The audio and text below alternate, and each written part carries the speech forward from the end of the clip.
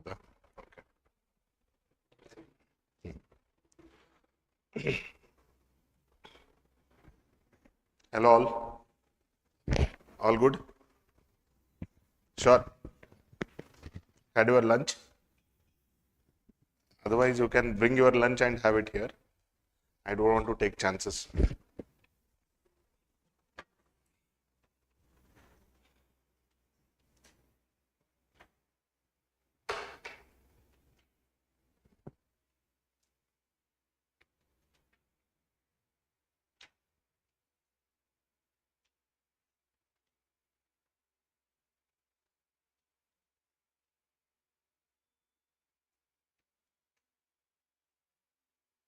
So first question first.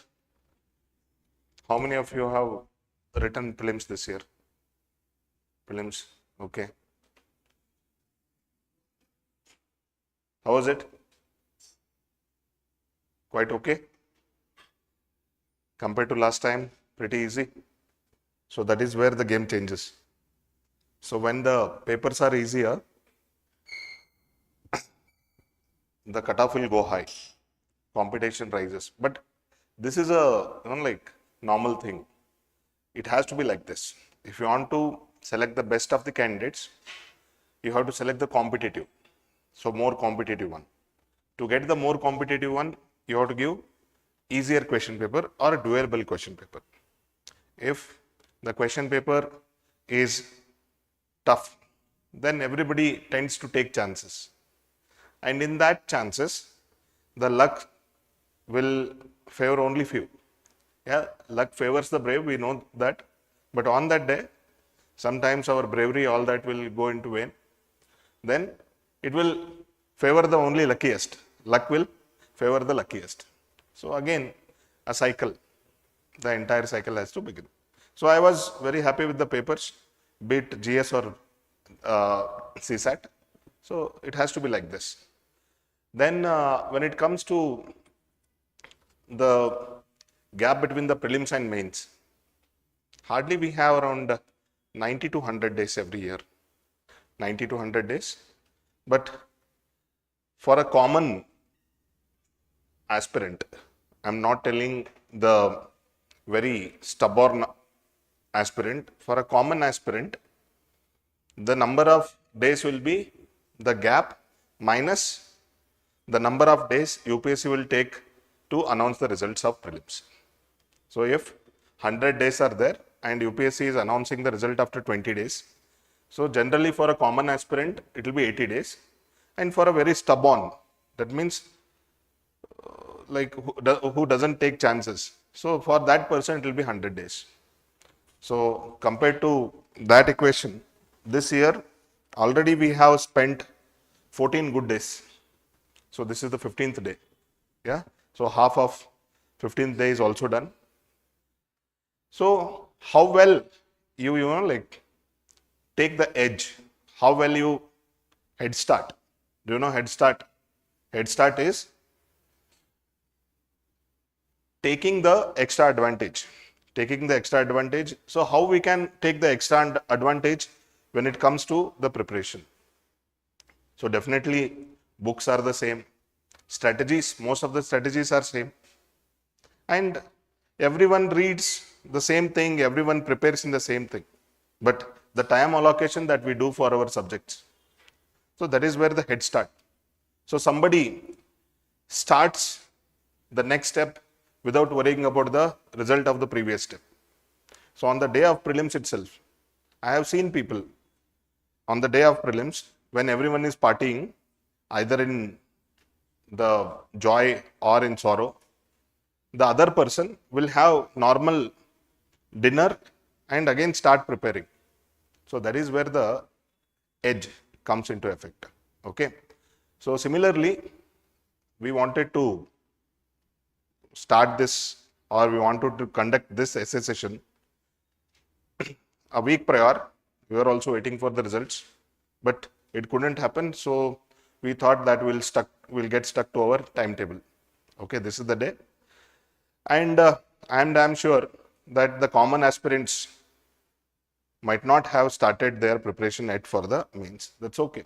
And the session what I am taking today, it is not meant for only the people who are writing this year mains. It is applicable for the people who write any year's mains.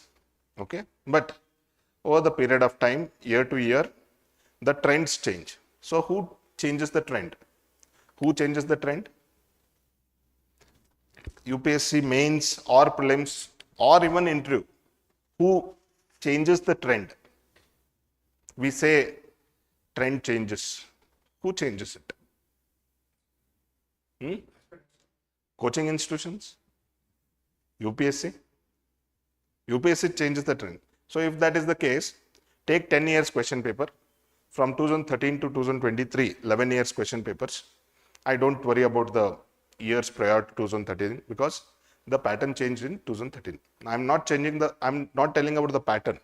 I'm telling about the trend. So if you look at all 11 years question papers, every year's question paper looks the same only. The same woman empowerment, the same history questions, same geographical phenomena, okay, same developmental issues, okay, same economy, same ethics, that integrity, this integrity, the same thing. Then what about coaching centers? Coaching centers change the trend? No.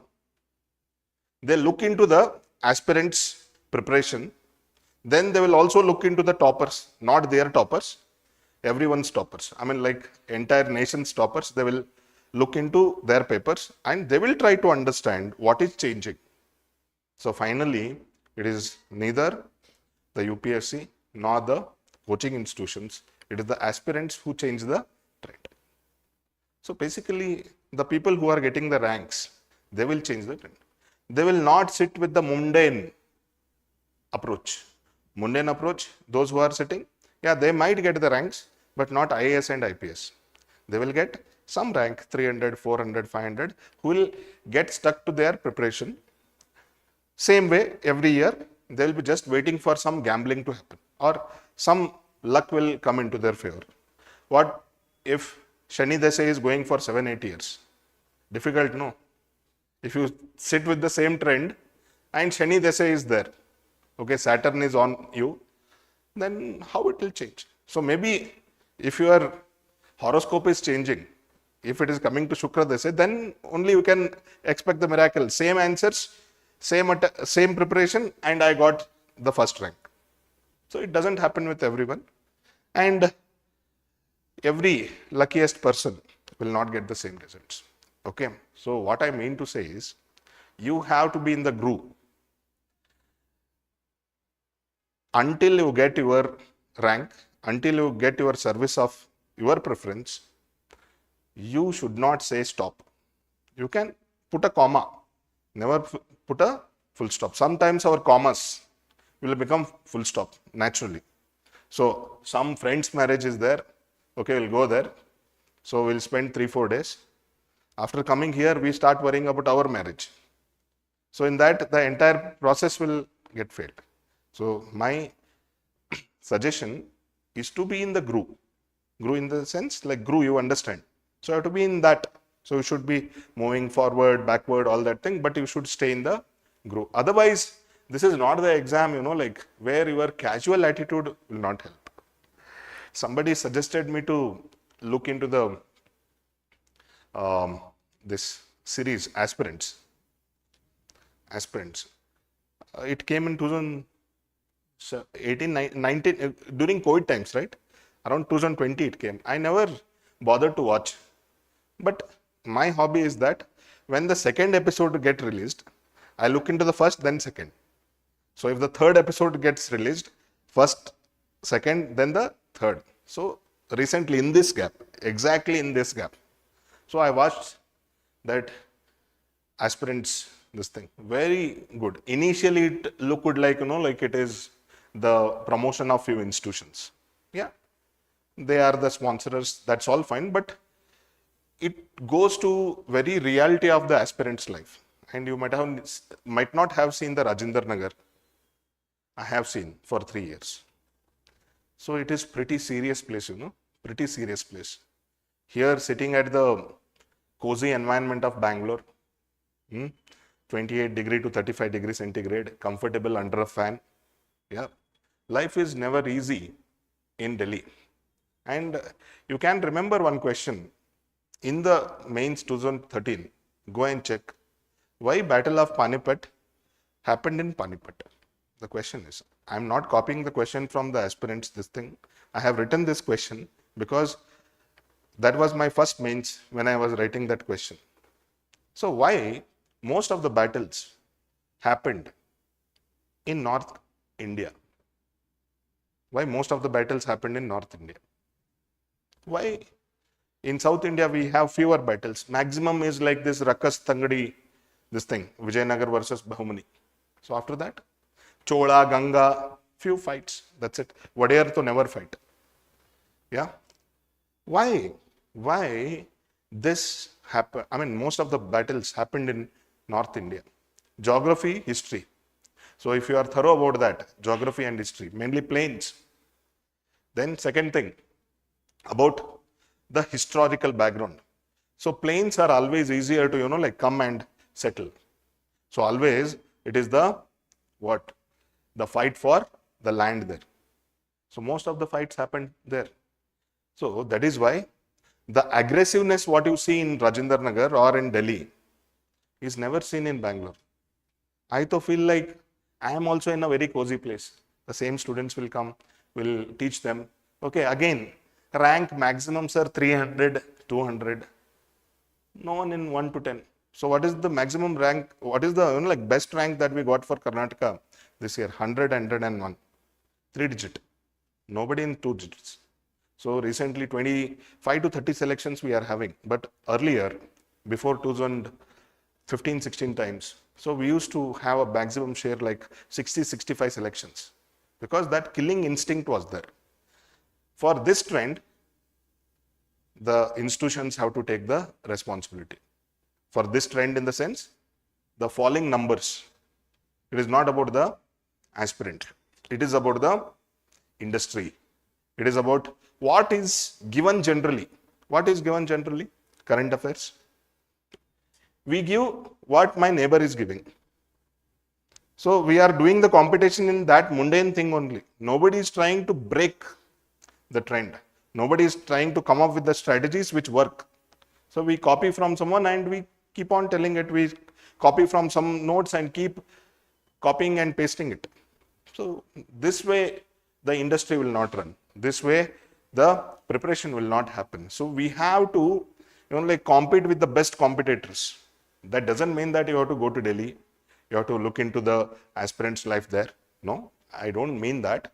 But sitting here, you can like become more competitive because now it is all the online world. Yeah, you can become more competitive sitting here. So in that aspect, the first barrier that we have to break is we should start trying. We should start trying. Entire our preparation, irrespective of the results, we keep on doing what we keep on reading, nothing else. We keep on reading. If tomorrow prelims exam is there, we read. In the morning, before 9 o'clock also we read. Yeah. And soon after prelims, we read. Soon after mains, we read. During intro stage, we read. We keep on reading. But reading has to be only around 60% of your curriculum. 60% of your time. Other 20 to 25% should be dedicated to revising. So reading, fresh reading, second reading, third reading, whatever. But 20 to 25% of your time should be what? Revising. Then around 15% of your time should be writing. If you consider every day's time, around 10 hours, if you read, so around 1.5 hours you should be write. Or in a week, you should be able to write around at least 3 to 4 hours. At least 3 to 4 hours. But when the exam nears, you should be writing at least 3 hours per day. So that is how it should be calculated. But if you keep your hands on your like heart and ask how much you have tried, how much you have written. No, we don't write. We are averse to it. We have the Brahmastra, like in the examination hall, we will take the Brahmastra and start writing, and we get the intro call. In intro also, we just go and sit there. We will put some black magic on the board, and they will give us marks and we will get the rank. This is what is our perception. Please change it. Please change it. Okay. Reading should be, in the initial period of your preparation, reading should be around 80%, no issues. Revising around 15% and writing around 5%. That's okay. But when your months, years go, you should be able to write at least 15% of your times. This is what is my suggestion. Essay is such a paper, you don't have to prepare specifically for essay. Essay, you don't have to, do you have any syllabus for essay? Okay, this is the first part of the syllabus, second part, then sections. Do you have like that? So even if you look at the notification, do you get anything like essay, okay, these are the syllabus? No. Then how do we prepare? The subjects that we are preparing, be it polity, society, economy, or science, environment, history, geography, ethics. So these are the preparations for essay also. So what we have to do in essay then? Your understanding of the entire life, your understanding of the entire world should be good. And if your childhood has been good, okay, if your learning in your schools and college has been good, then it's an added advantage. But more than books, it's your experiences which count in the essay. Your life experiences, not somebody else's experience. Yeah, we say Gandhiji, we have to quote Gandhiji, no problem with that. But if you quote on Gandhiji's life in every essay or in all the paragraphs of the essay, if you quote on Gandhiji, then where are you? You are writing about Gandhiji, where are you? So your point, your personality matter a lot in the essay and ethics paper. So ethics, we have syllabus, but if you make mind, that syllabus can be covered within 150 hours without coaching. 150 hours, 15 days, 10 hours, that's it. So at least the person who has not read the ethics could have finished that portion in these 15 days gap. So that would have been advantage, no 250 marks. And again, it is just like essay.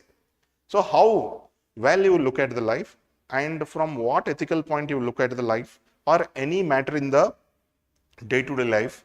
So that is what matters in the ethics. So ethics and essay, you should keep on writing. You should keep on writing. It is nothing but the expression of your heart or expression of your mind. So you should keep on writing. It is as good as diary writing also. Few people have a hobby of diary writing, or whenever you are feeling sad or very overwhelmed, write few things, write few lines in your diary, write few lines randomly. So that will help you to express and that will help you to calm down because you will vent out. Whether it is anger, frustration, you will vent out in the paper. So similarly, the essay and ethics are also the expressions. Okay. So without wasting much time on the preparation, because this entire life is not enough to tell about life, and 2-3 years are not enough to tell about this preparation, because myself have put 13 years into this. Okay. I have not done anything apart from guiding, appearing for myself, or teaching, or anything related to UPSC. Okay. So I have given all out to this. So I am completely immersed, and if I start talking, I cannot end on this preparation. So let me be very specific today on essay. Okay. So the very first question that we get is, what's an essay? What is an essay? Again, here there is nothing called as right answer and wrong answer. Essay is essay in whatever the words you put. So that might become the answer. May not be complete answer, but yes, close to it. It can be a close answer. Maybe I can pick up few points from there and put it across. No issues. Okay. I want you to answer. Even the people who are online, you can answer.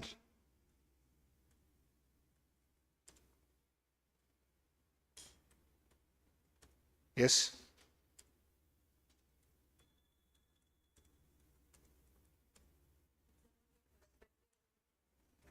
It is your perspective. Very good. Simple. It is the perspective of the author.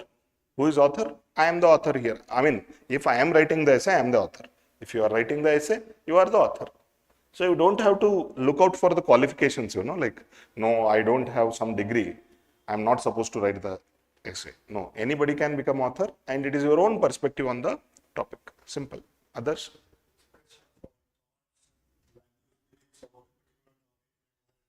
Yeah, basically you are expanding the thing what she has told. So it is your expression, your thought, okay, and how do you look at, okay, and you are telling in a what, concise manner. You told that, right? Yeah, coherent manner. So basically all your ideas are flowing towards the common end. Correct. Then art of writing. Yeah, art of writing. Because when it comes to literature, literature is not a science. It is not a science subject. Literature is part of humanities. So when we say expression, it is part of literature. In Kannada, we call it as abhivekti. Abhivekti. Abhivekti means like what you know, you are trying to express it, but in a manner which the reader can understand. The reader can understand. Yes. Others? Quick. Way of storytelling, very good. Way of storytelling. So it is not bigger than storytelling. So you are supposed to write around 1200 words. So it is a storytelling. But you should not include purely the, like the rhetorics. Rhetorics means bari alankara irbadu. Like you should not have only the flowery things. There should be some content also. Yeah. Storytelling with proper content, with proper intent. Yes. Yeah. So I have summarized this essay as, author's own argument. You agree with that? Author's own agreement. Argument. That's fine, no?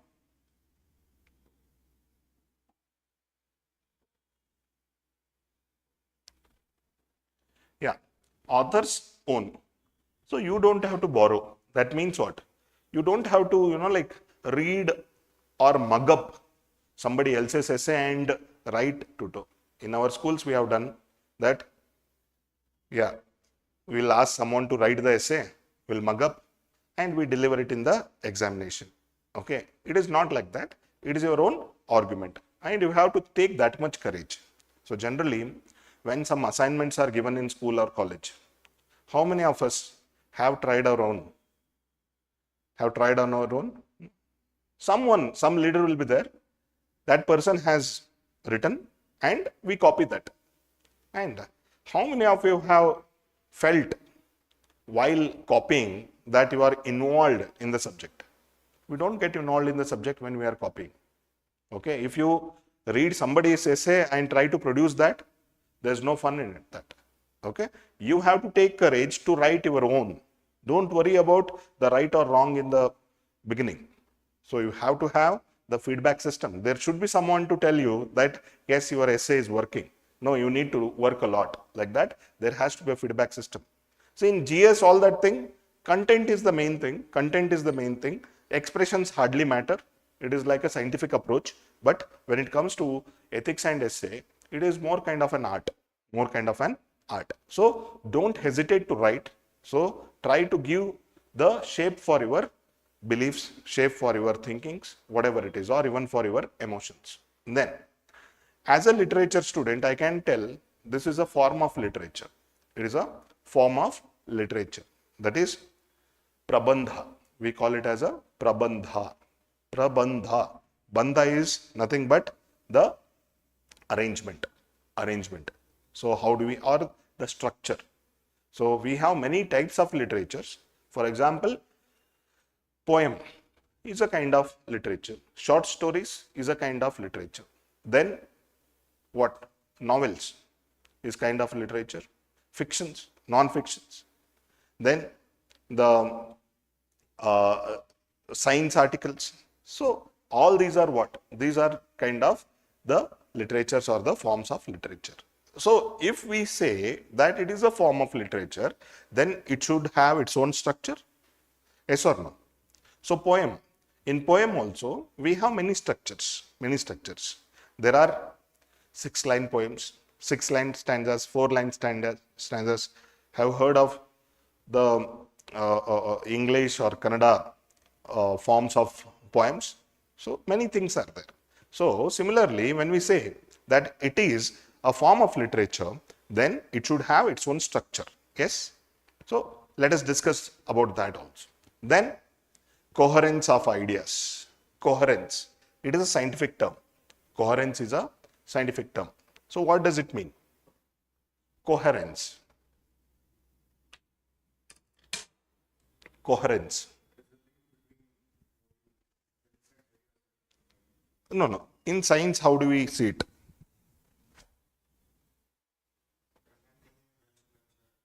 No, I am asking in science. Coherence we have heard.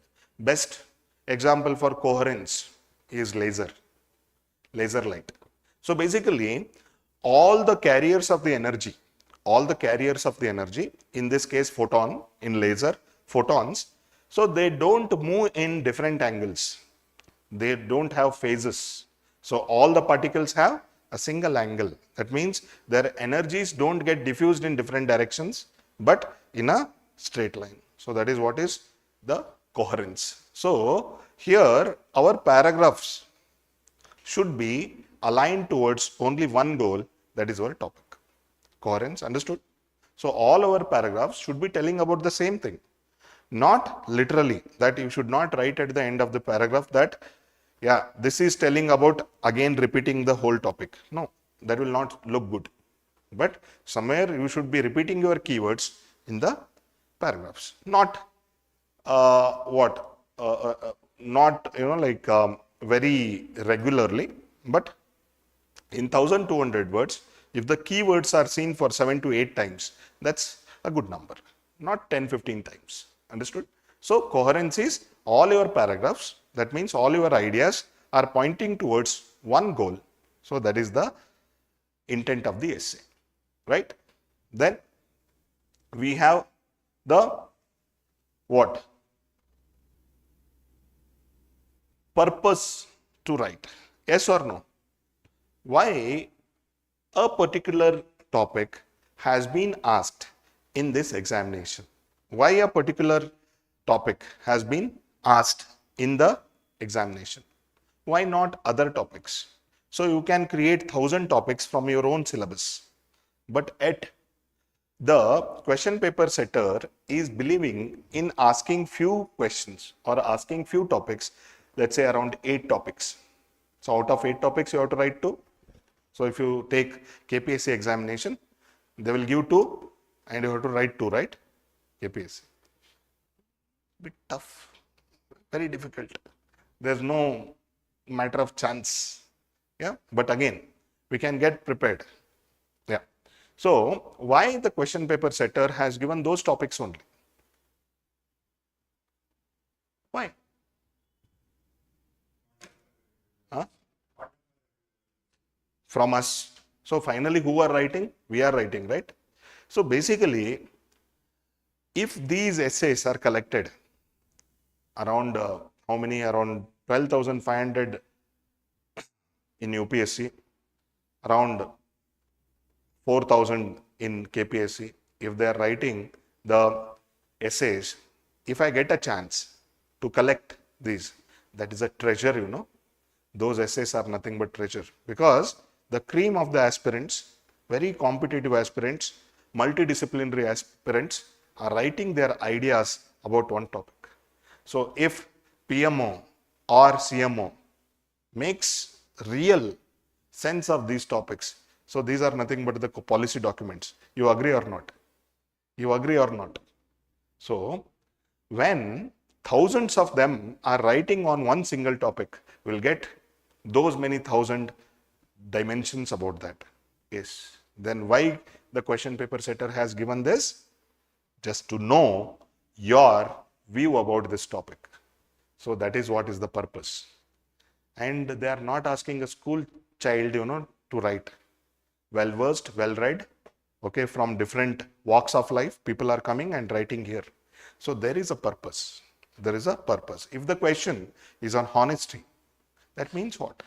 Somewhere the question paper setter is feeling that honesty is a rare quality.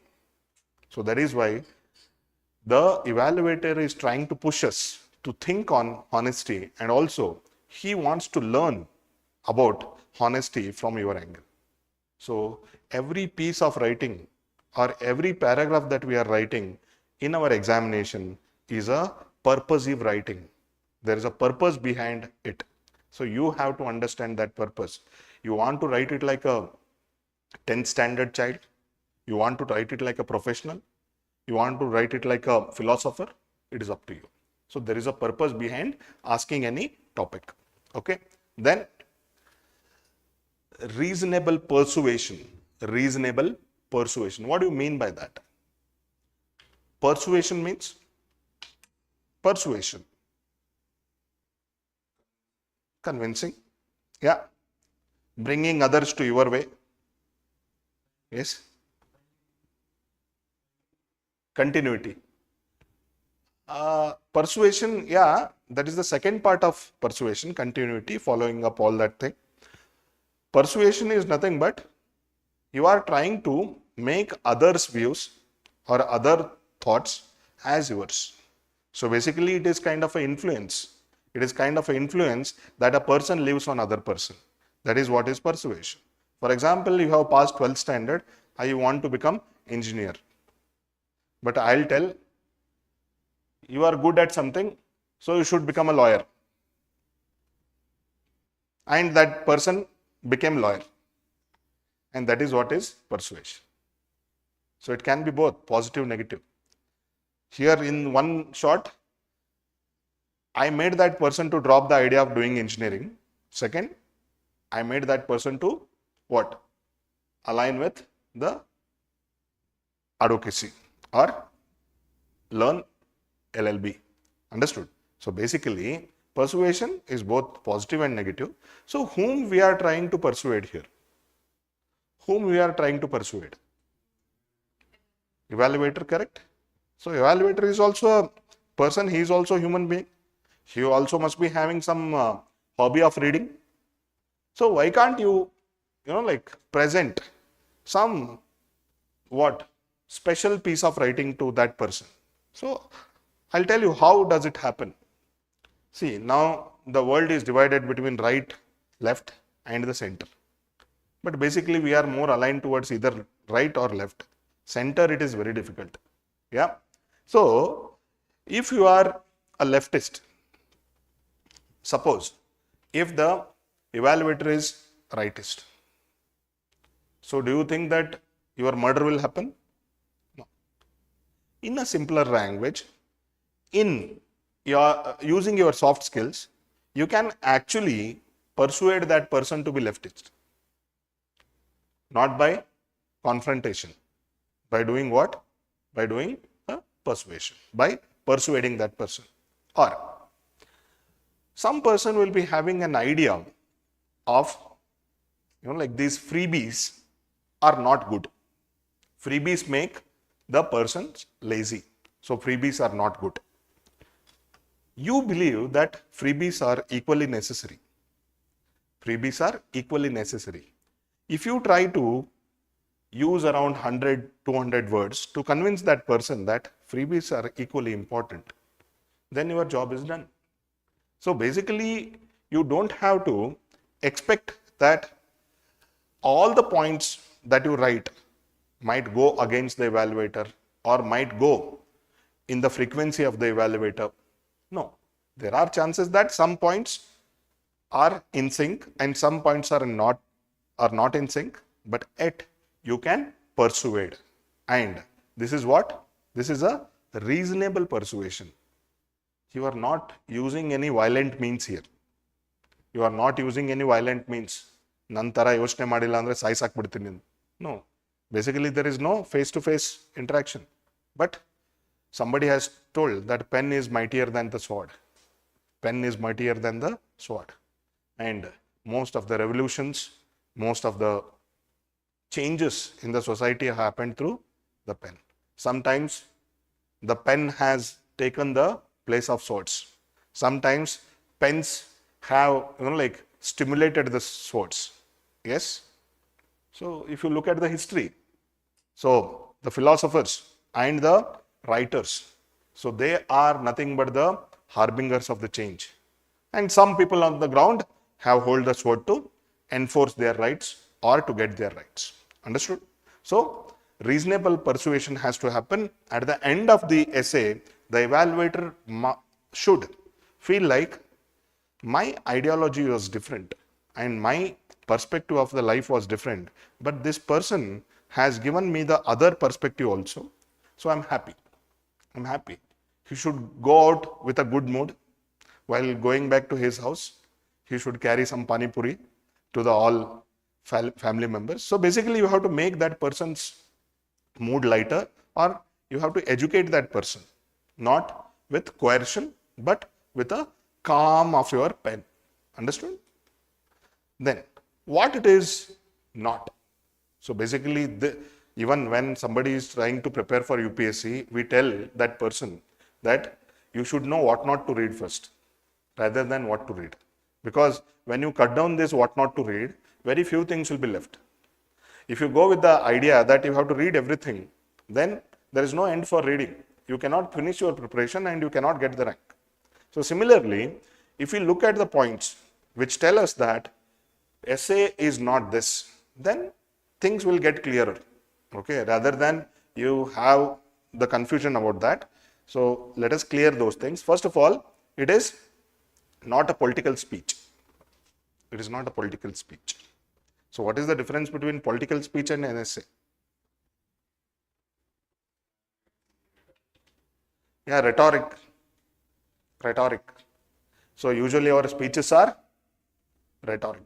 So one who has very good oratory skills, oratory, that is delivering skill. So that person will become a good speaker. Yes, that person definitely persuades. That person definitely, bring a lot of change. That person, instigate a lot of fights also. Okay, so basically, essay is not a political speech, because in political speech, we raise the questions. Generally in the political speech, we raise the question. Sarkara ಏನು ಮಾಡ್ತಾ ಇದೆ? That's it. What should a government do? Nobody tells. They don't give the constructive ideas.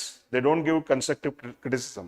They have only one idea, that the CM should resign.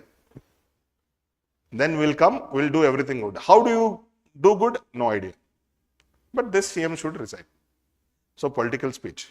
And basically political speeches instigate a particular section of the society. Nam jote anyaya agide. We have been done injustice. So we have to fight together. So everyone will come in Josh, Understand? And the political speeches don't own the responsibility. They don't own the responsibility. So how our essay is different from this? So basically, we generally don't raise questions in the essay, but if we raise, we give solution. We give the constructive criticism. Yes, then we are not the people who are just, putting the open-ended questions and vanishing from there. We are the people who have to stand in the middle of the crisis, middle of the problems, and solve it.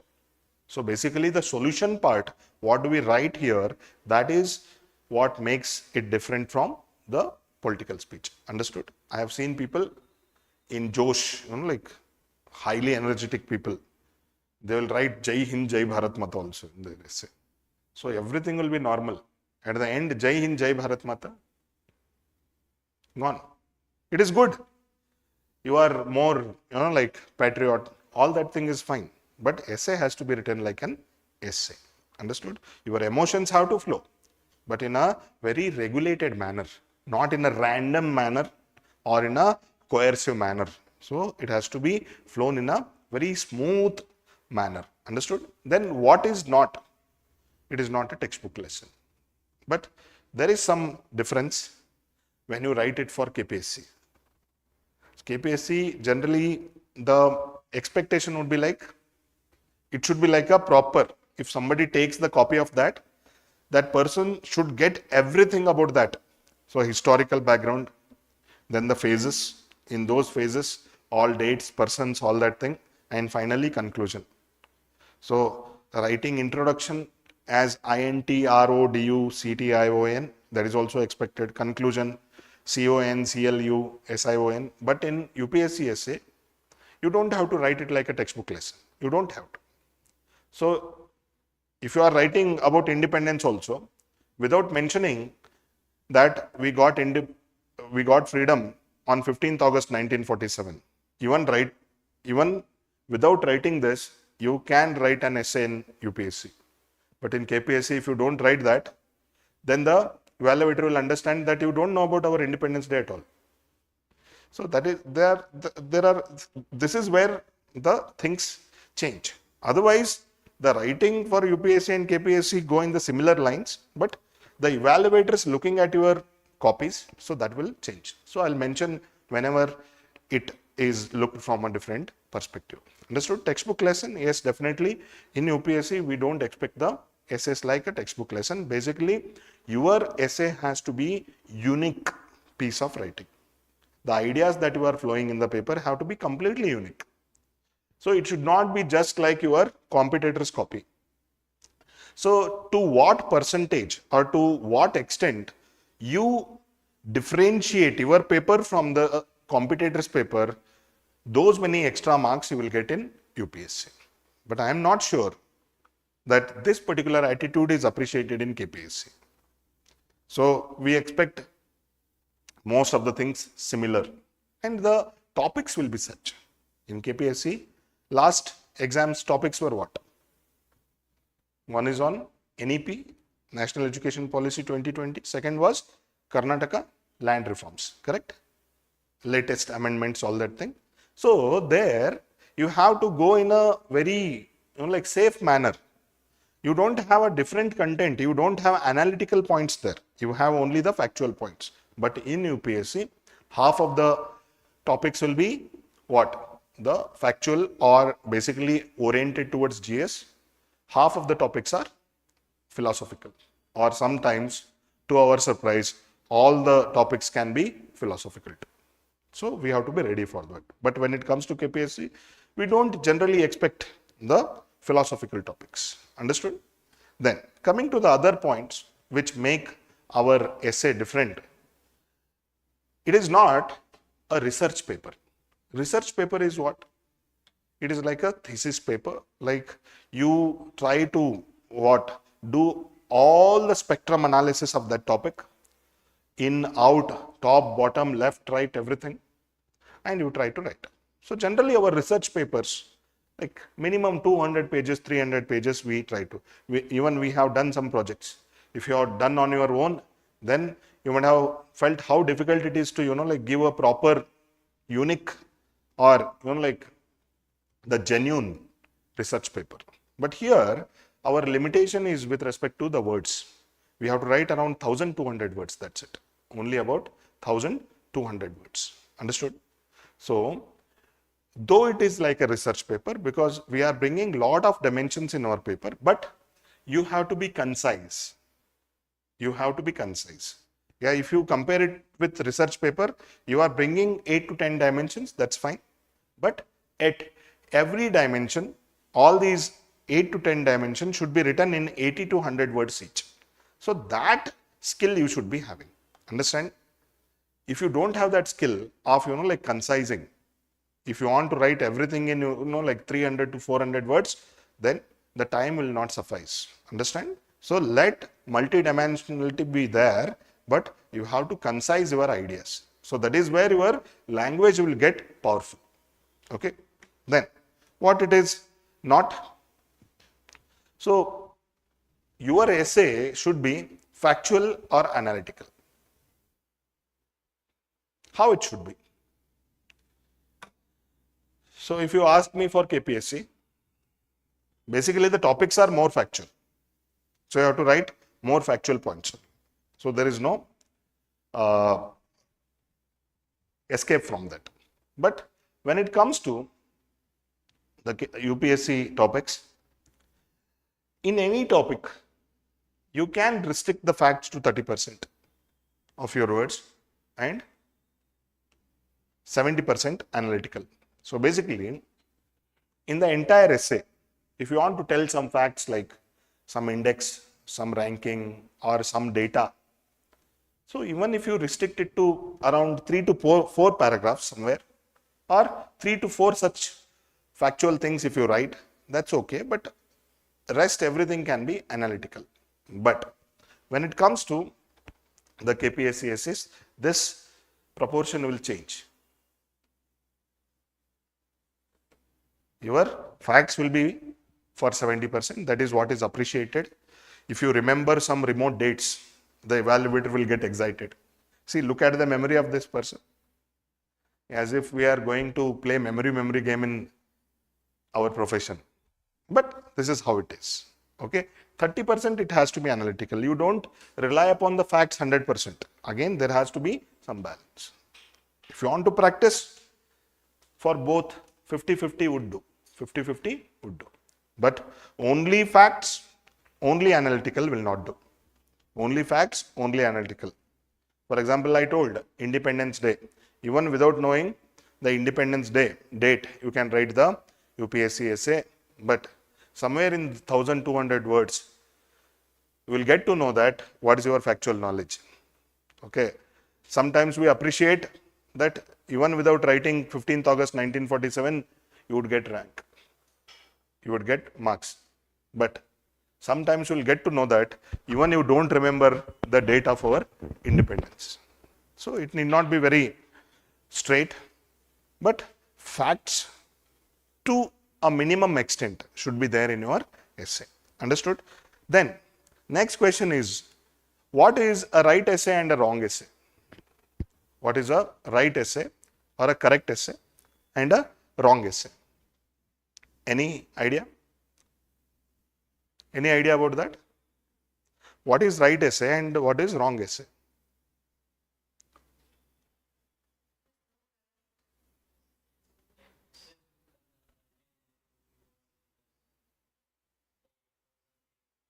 But if you take prelims questions, so there are 4 answers, only 1 is correct answer and 3 are wrong answers. When it comes to mains examination, what is correct answer and wrong answer? There is nothing like that. If you are misunderstanding the topic altogether, if you don't know what is, let's say, social inclusion, and if you write something else, then that might become the wrong answer. So if there is a topic and you are writing a different concept altogether, then that might become wrong. Ethics. If the question is like, what do you mean by happiness? Is there any right answer and wrong answer to it?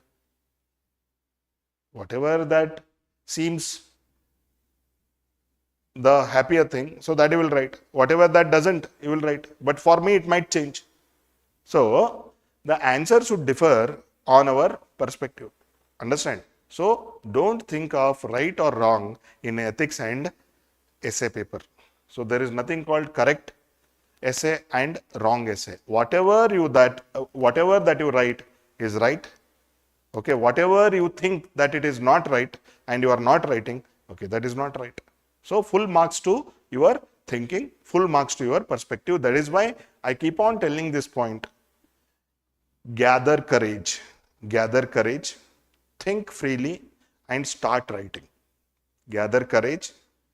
And one more disease that the UPSC aspirants or the KPSC aspirants suffer from. Disease, I am telling disease. I am using a very strong word here. Disease. In the first essay only, they want to write the best essay. In the first answer only, they want to write the best answer. They don't want the people to judge them. They don't want the people to give them the feedback.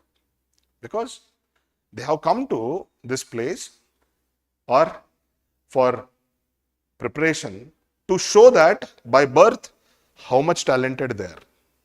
Rather than learning, they focus on proving the point. Proving the point in the sense, sir, see how good writer I am. But do you think everyone is equally capable of doing that? So even if you have written 100 essays, I will point out at some improvements. So there is a scope of improvement even in your best copies. And people hesitate to write. So if you have that quality, if you have that hesitation, then this exam is not for you. So there are some exams which are only objective type questions are asked. So you write those examinations. All Group C, even Group C examinations, now they are becoming descriptive. Yes. If you want to clear the Group A or Group B exams, then definitely you should write. And definitely your first answer, your first essay, your first case study will be the worst. No doubt about that. But you will not be at 0. When you start writing, you will not be at 0. You will be at 50, 60, 70 somewhere. We will try to take it to 100. Understand? You have passed 10th standard, you have passed 12th standard, you have passed degree. So you have done all these things by writing only, right? So at least that basic qualities of writing is there in you, but only thing, the ego comes in between. Because let's say you are a very good cricket lover. You are a very good cricket lover. You know everything about cricket. You know about every match. You know the scientific reason also, like, or the scientificity of the game. So how to hit a cover drive, how to hit a straight drive, how to sweep, all that thing you know. But if we give you bat, you will not play. Because in your first shot, you want to hit the cover drive like Rahul Dravid only, not less than Rahul Dravid. So that is the ego point. That is the ego point. We never want to, like, accept what we are. We always want to become that without effort. So how can that happen? In this Janma, though, it will not happen. Because in this Janma, we have born somewhere, our destiny is something else. And definitely, if you don't put efforts, you will not reach there. Maybe in the next Janma, you will, like, take birth in a very affluent family where whatever that you desire, you will get. So maybe in this Janma, it is not possible. Understand? So the best method is to do what? Whatever might be your standard, you start doing the work. You start writing. Getting my point? So there is nothing called right and wrong essay. There is nothing called as right and wrong answer. You start writing it, and there has to be a feedback system again. You cannot write thousands of answers and keep your booklet somewhere. You have to have the feedback. Again, the ego comes in between. So if I show it to some mentor, what if that mentor thinks bad about me? So have you come to the preparation for building relations? Nan bagge avaru ಏನು ಯೋಚನೆ ಮಾಡ್ತಾರೆ, ಇವರು ಏನು ಯೋಚನೆ ಮಾಡ್ತಾರೆ. So have you come for that? We all have come to learn here from each other or from a specific person. So what if we bring in this hesitation and the ego in between? No, we cannot prosper. We cannot prosper. So again, the suggestion is start writing, start taking the feedback. Okay, you don't have to have the knowledge of Bruhaspati here.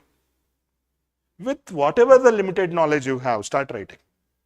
So when you pass months and years in this examination, your content will get stronger. Definitely, your answers will become richer.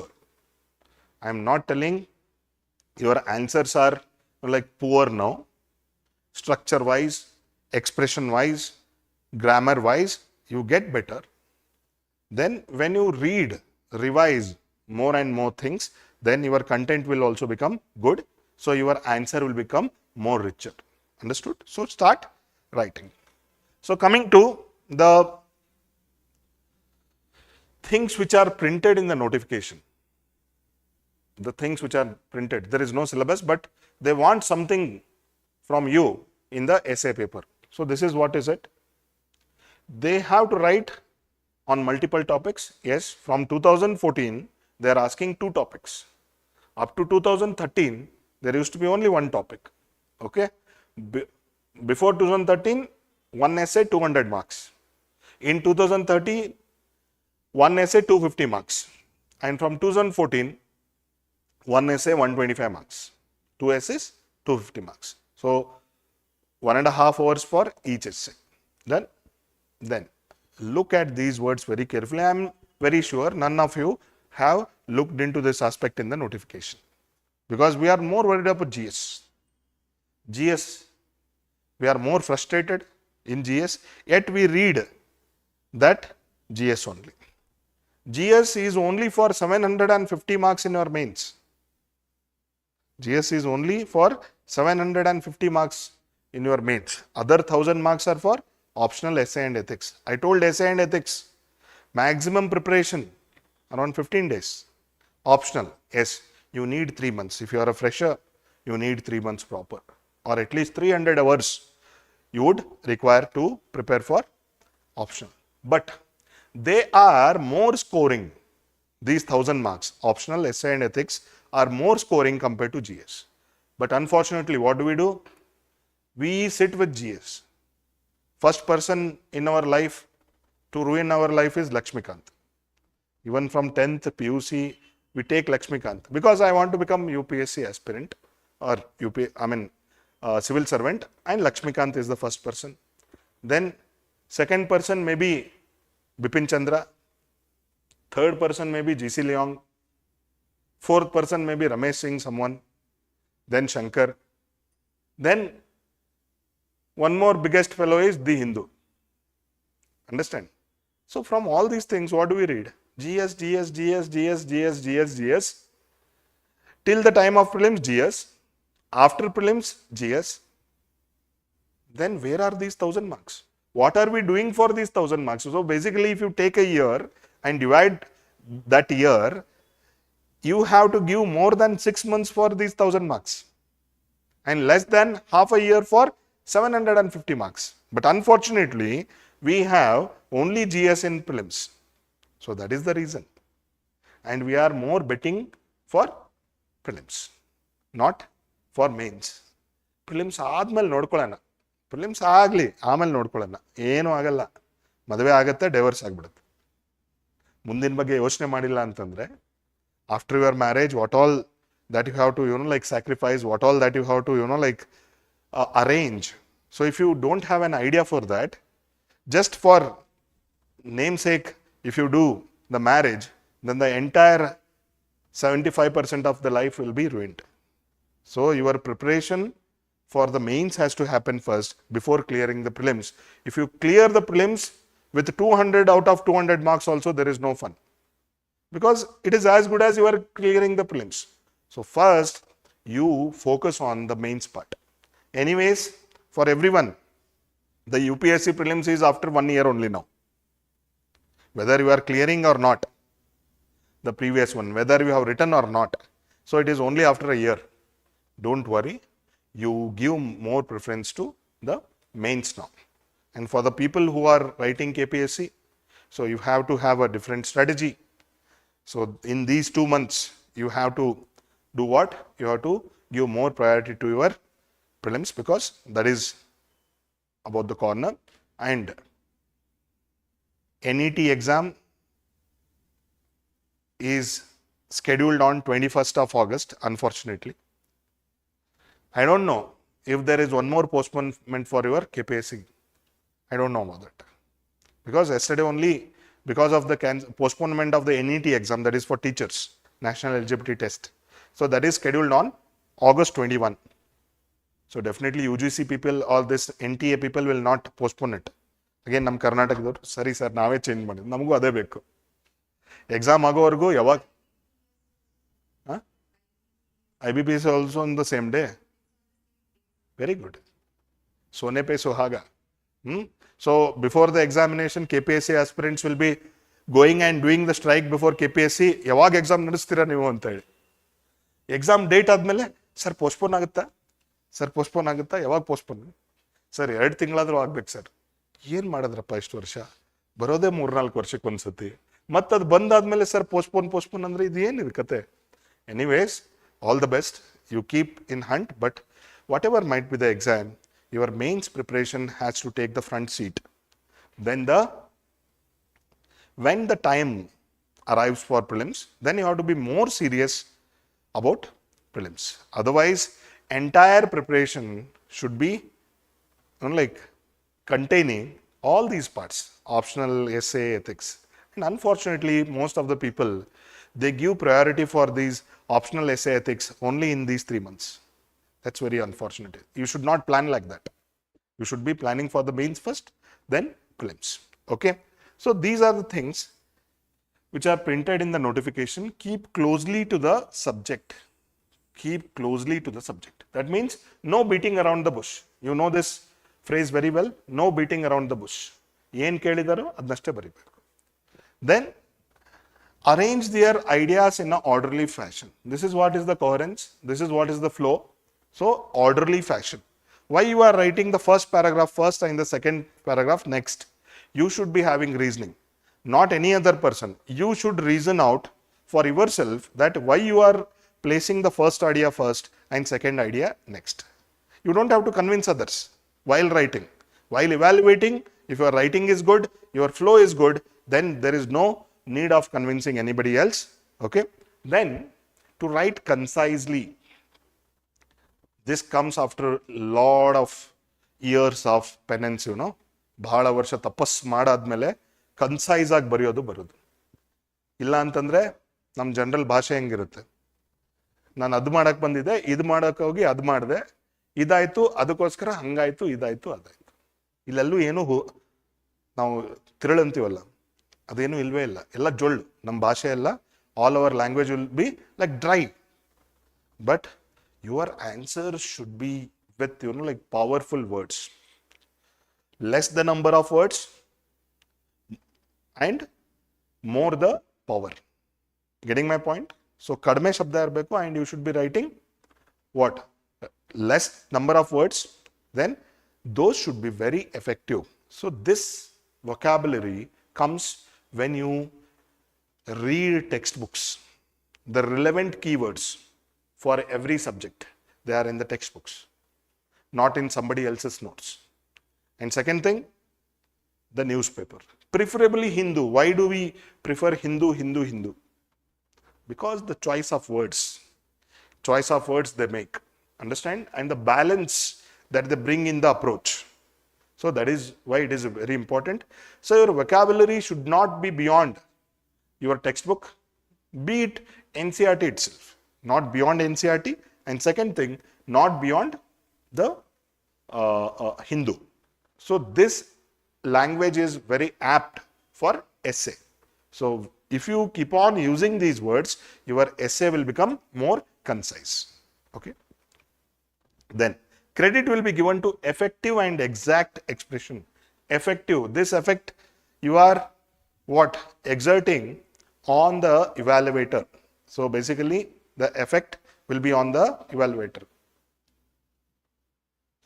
Then the exact expression. What is there in your mind and what you are writing. See, you have come here to listen to me and you are more worried about him. So this is where the wavering happens. Exact expression is your speech, your thought and your action. So everything should be synced. ಇದು ಮತ್ತು ಇದಿದೆ ಅಲ್ಲ, ಇದು ಮತ್ತು ಇದು ನಮ್ಮ brain, ಇದು ನಮ್ಮ ನಾಲಿಗೆ, ಇದು ನಮ್ಮ ಕೈ, ಯಾವಾಗಲೂ ಸಿಂಕ್ ಇರಬೇಕು. So if these are in sync, whatever that you do, you will get results. When your speech, then what? Thought and action. Speech, thought and action, if they are synced. So that is what is nothing but the exact expression. What you wanted to tell, that has transpired into the paper or not. So there your language matters. And we write in two different languages. One is English and few people write in our own mother tongue. Kannadadallu baritivi. So prefer the language in which you can express exactly. Express exactly. Okay. Adu Kannada agirbodu, English agirbodu, prefer that language only. Otherwise, in essay and ethics, you will lose the marks. GS, your language doesn't matter. GS, even if you write in bullets entire paper, that's okay. But when you are writing in paragraphs, especially in essay and ethics, you have to have the command over your language, then only you are going to get the marks. Optional, it is the balance of both. So your language also matters, your contents also matter. But when it comes to essay and ethics, your language matters a lot. So choose the medium of your essay very rightly. Then the first thing that we do in the paper is choosing the topic. Choosing the topic. Few people waste time here. And few people don't use time at all. So they just jump on one topic and they choose. But in 3 hours, at least first 5 minutes should be spent on choosing the topic from the first section. Getting my point? Don't worry about the second section at all. Don't look at the second section. You put something on the second section and choose only one topic from the first section. Spend 5 minutes. So what all are the criteria that we are going to use to choose the topics? So how many types of essays are there? 3 types. One is abstract, that is philosophical. Philosophical, basically there is no length and breadth for that. So whatever that you think on that topic becomes true. So there is no boundary for that topic. So that is what is the abstract topic. Second is general studies topic. So whatever that you have read in 7, 8 subjects, polity, economy, history, geography. So from there only the topics will come. And finally, very technical topics. So they are also part of GS only, but they are meaning a particular thing. For example, if the topic is on polity, and they are asking about the electoral reforms. So election, you have to write about election and the manner in which it is conducted and what all the reforms that you want to suggest. So this becomes more technical. Understand? For example, in science and tech, if they ask about cryptocurrency, it is more technical. So if they ask about nanotechnology, so it becomes more technical. If they ask about yellow journalism, not journalism. Journalism is media, press. This is a common topic. But yellow journalism, if they ask, then that becomes very specific. So first and the last, abstract and the technical ones are dangerous. So that is why 80% of the people prefer the GS topics. Education, women empowerment, agriculture. So those things only, right? Science and tech. So those things only. Economy, poverty. So many things will be from there. So 80% of the students take that, but they tend to get average marks there. So that has been my experience. When you write the GS oriented topics, you will get average. That is a safe play. There is a safe play. If at all you want to get plus 10, plus 20, then you have to take risk. So you have to go for abstract topic or the technical topic. So there is a different skill set that is required for writing the abstract topics. I'll tell you what exactly you have to do in the abstract topics. But if you take the GS, it is safe, average. You don't want to miss out on essay, then that's okay. So it is the personality trait. Few people will be very safe yet successful. Few people will be taking risk and achieve newer heights, or they will fail miserably. So it is your personality trait. I am always the second one, take risk. Whatever it might be, take risk. Yeah.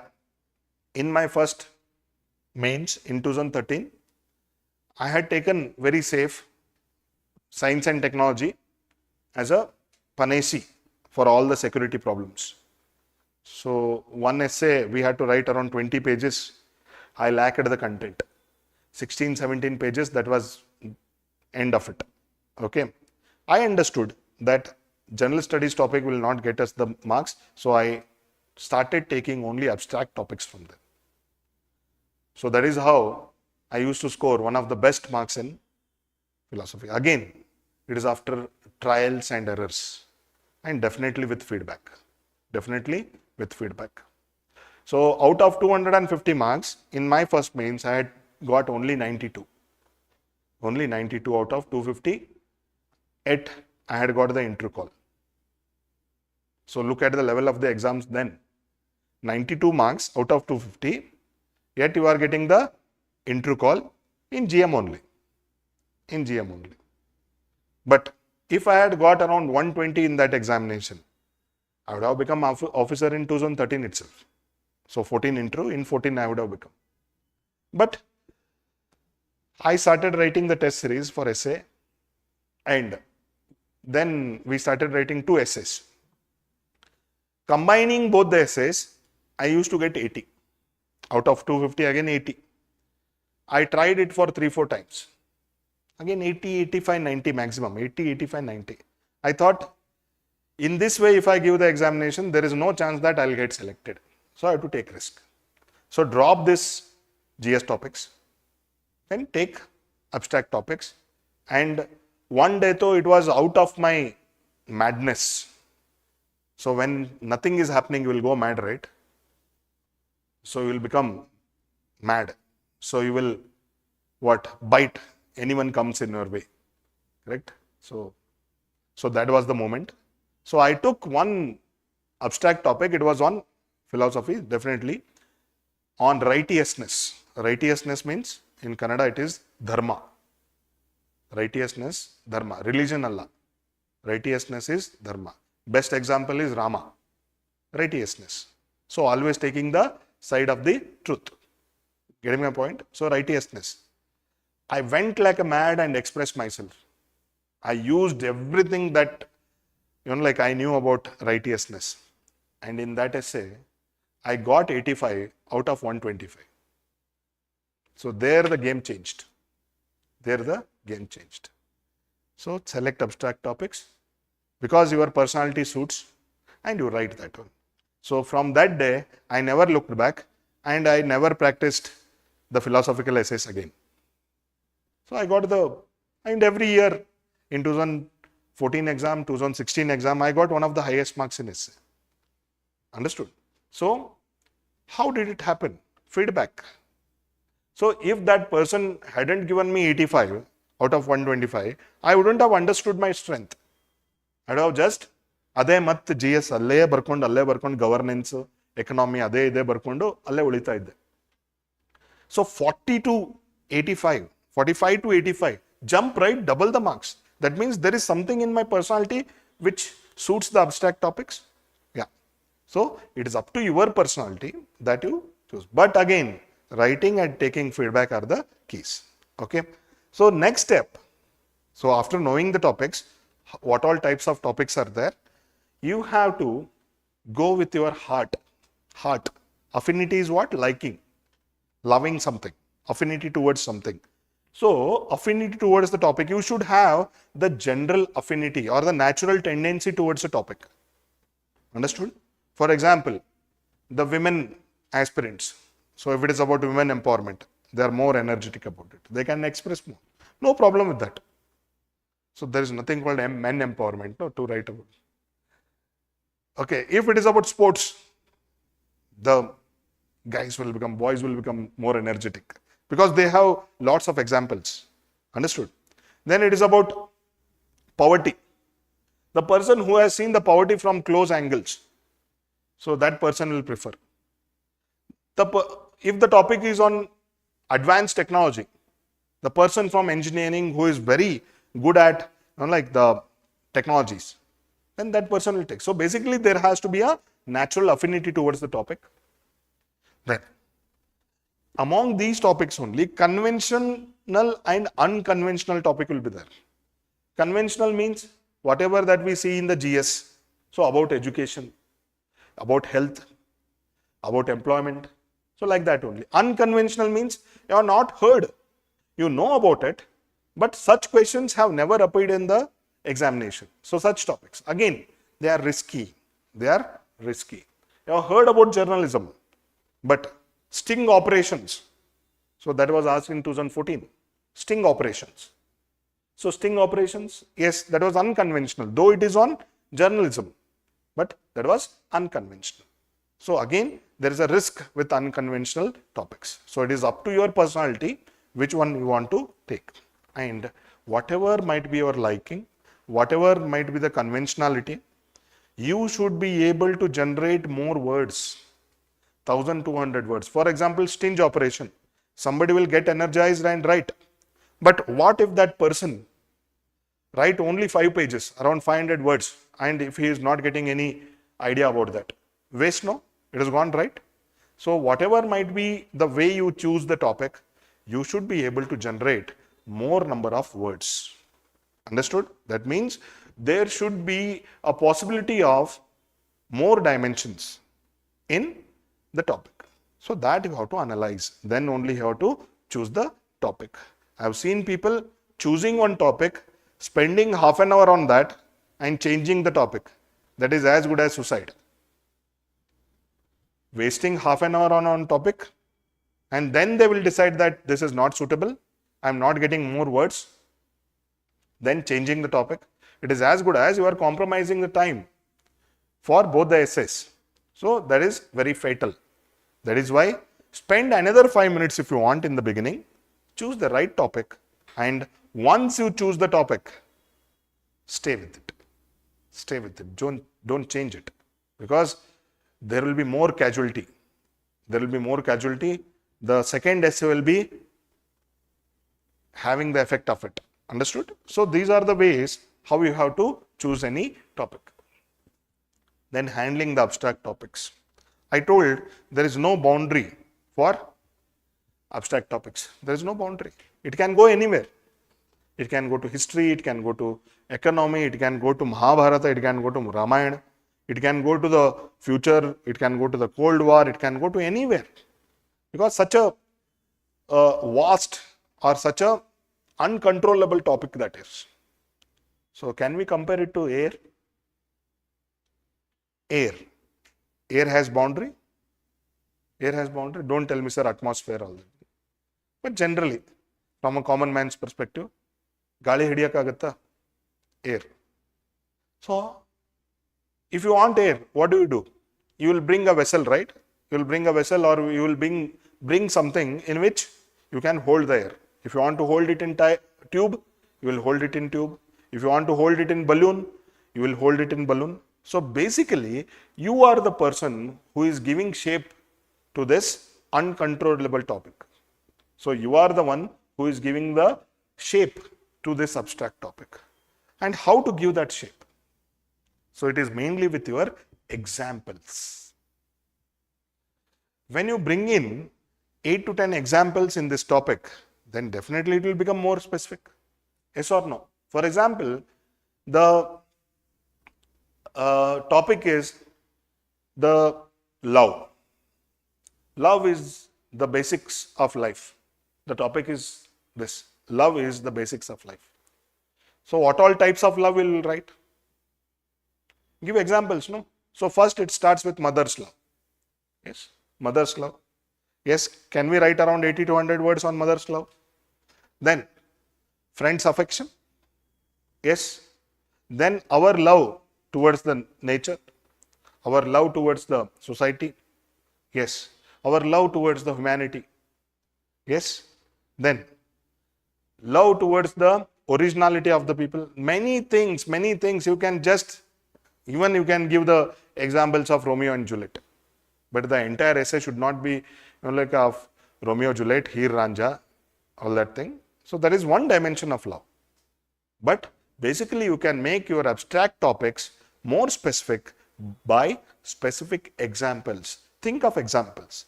Think of 8 to 10 examples, your abstract topic is done. Understand? You don't have to ponder upon its history, because these abstract topics, they don't have any history. Love. Do we have history of love? Since the existence of life on the earth, this love exists, right? There is end for love? It is eternal. Yes or no? So like that, you try to give examples. Don't try to go to its history or its, like different dimensions from regional, national, international, all that thing. So bring in more examples. Definitely you will get examples. And you are spending around 10 to 15 minutes in brainstorming only, because we'll be having more time in each essay, because we are writing only 1000 to 1200 words. To write 1000 to 1200 words, we need only 1 hour. Do you trust me? To write 1200 words, we need only 1 hour. So other half an hour, can we give it for thinking, planning? We can, no? Yes? So that is what you have to plan. But what is first? Writing first or planning first? Definitely. Everyone agrees that? Or you want to save time and sleep off in the examination hall. I have seen people. So whenever I enter the exam hall for mains examination, definitely it is the first paper every time. Mains exam starts with essay. So that sets the tone for your entire exam. So first 5 minutes I used to observe like this. ಯಾರು ಏನೇನು ಮಾಡ್ತಾ ಇದ್ದಾರೆ, ಎಲ್ಲರೂ ಚೆನ್ನಾಗಿದ್ದಾರಾ, ಸ್ನಾನ ಮಾಡಿದಾರಾ, ಚೆನ್ನಾಗಿ ಕಾಣಿಸ್ತಾ ಇದ್ದಾರಾ, all that thing. I've seen people, half of the people, first 5 minutes, ನಂಗೆ ಫುಲ್ ಖುಷಿ ಆಗೋದು. I used to be very happy. Half of the competition is gone. Half of the competition is gone because these people are not planning. These are just writing. So no matter how well they are or how organized they are, they cannot be a good planner. So they can't plan. So no matter how solid points they are writing, but if they are not arranged in a proper manner, then it's gone. And that is what happens in mains. It is not the content which wins you the examination. It is the planning. It is the planning which wins you the examination. And if you trust me, mains is a very simple ball game. Very simple. First of all, there is no competition. Yes or no? In prelims, 12 lakh write and 12,000 get selected. 1% conversion rate. In mains, 12,500 of them write, around 2,500 of them will get the interview call. What is the conversion rate? 20%. And if you believe, actually the competition is between only double of the people. If 2,500 people go to the interview, actual competition is between only 5,000 people. Because others, either they are not prepared for mains, or they have not practiced the answer writing, or they have not planned for the exam, planned for the answers. So like that, half of the people will just go like that. So your competition is with only one person. Because out of 2,500 who go to the interview, if you are one, then another 2,500 people are there. That's it. That means you have only one competitor along with you, not other three. Other three have just gone like that. And you have to trust me in this aspect, because this is the analysis of last 13 years. And unfortunately, 10 to 15% of them will fail in languages, compulsory languages, regional language or the English. I have seen people, very good, like the competitive people, failing in their regional languages. That is the unfortunate story of this UPSC main examination. So, if you trust me, this is a very simple ball game. If you ask me, prelims, to an extent, because competition is such, and it is all tuck, come back. 2 hours, tuck, come back. In the evening, alle draw, alle bahumana. Yeah. So you will get to know the answer key, score, over. Sir, ಆಗ್ತಾ ಇಲ್ಲ sir. Sir, ಮನೆಗೆ ಹೋಗ್ಬೇಕಂತ ಯೋಚನೆ ಮಾಡಿದ್ದೀನಿ. So that is what is the scene. But mains examination, you have 9 papers, 7 counting papers for 5 days. Even if you falter in one paper, it's okay. You can cover it up in the next paper. And it is not alle draw, alle bavmana. You will get to know the results only after 3 months. And by then, you must have forgotten what you have written. And cribbing ilve illa. Che, adu madbekagitu, idu madbekagitu, this, that. That cribbing will not be there. And even if you make wrong in your favorite topic, that hurt will be there for a day or two. Amele, a question banditta. Then, this is not objective evaluation. What? The mains paper is not that objective evaluation. It is a subjective evaluation. It depends upon the mood of the evaluator also. So many subjective things will come here. Getting my point? So that's why this mains altogether, it is a simple ball game. But when it comes to writing, it is very painful. It is very painful. Your hands, you have to do exercise. So in a 3 hours period, you have to write 4,000 words, minimum 4,000 words, except essay.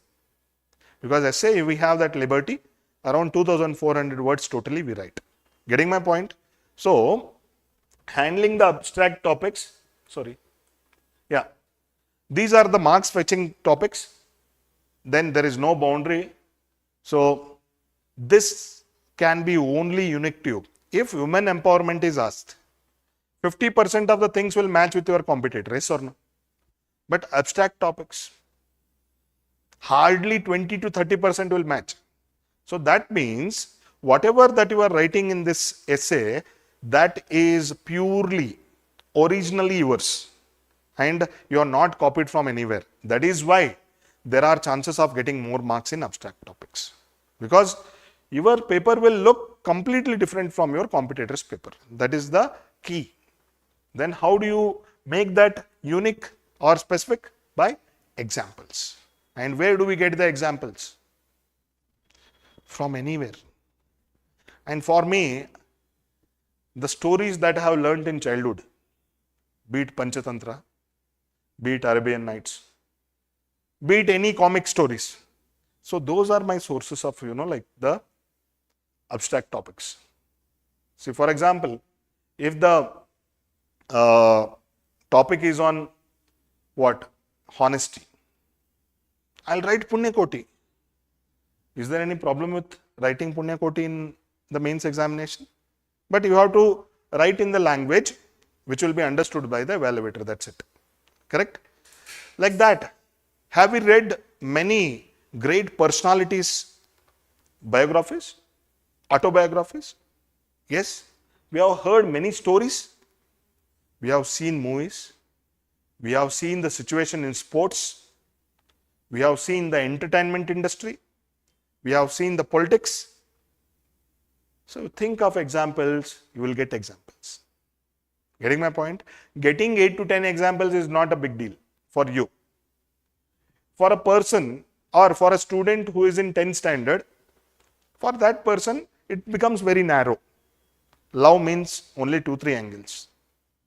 Mother's love, crush love, then nature love, animal love, that's all. Love for knowledge, love for perfection, love for purposeful life, all that thing, that person will not. But for you, the person who has cleared the degree, for them there will be many dimensions in any abstract topic. So, bring examples to make that more specific, and the best sources, biographies, moral stories, Niti Kathe, then quotes. Till now, naturally, without putting any efforts, we can remember around 20 to 30 quotes. Yes or no? They are more occasional. If you want to remember all the quotes at once, you can't do.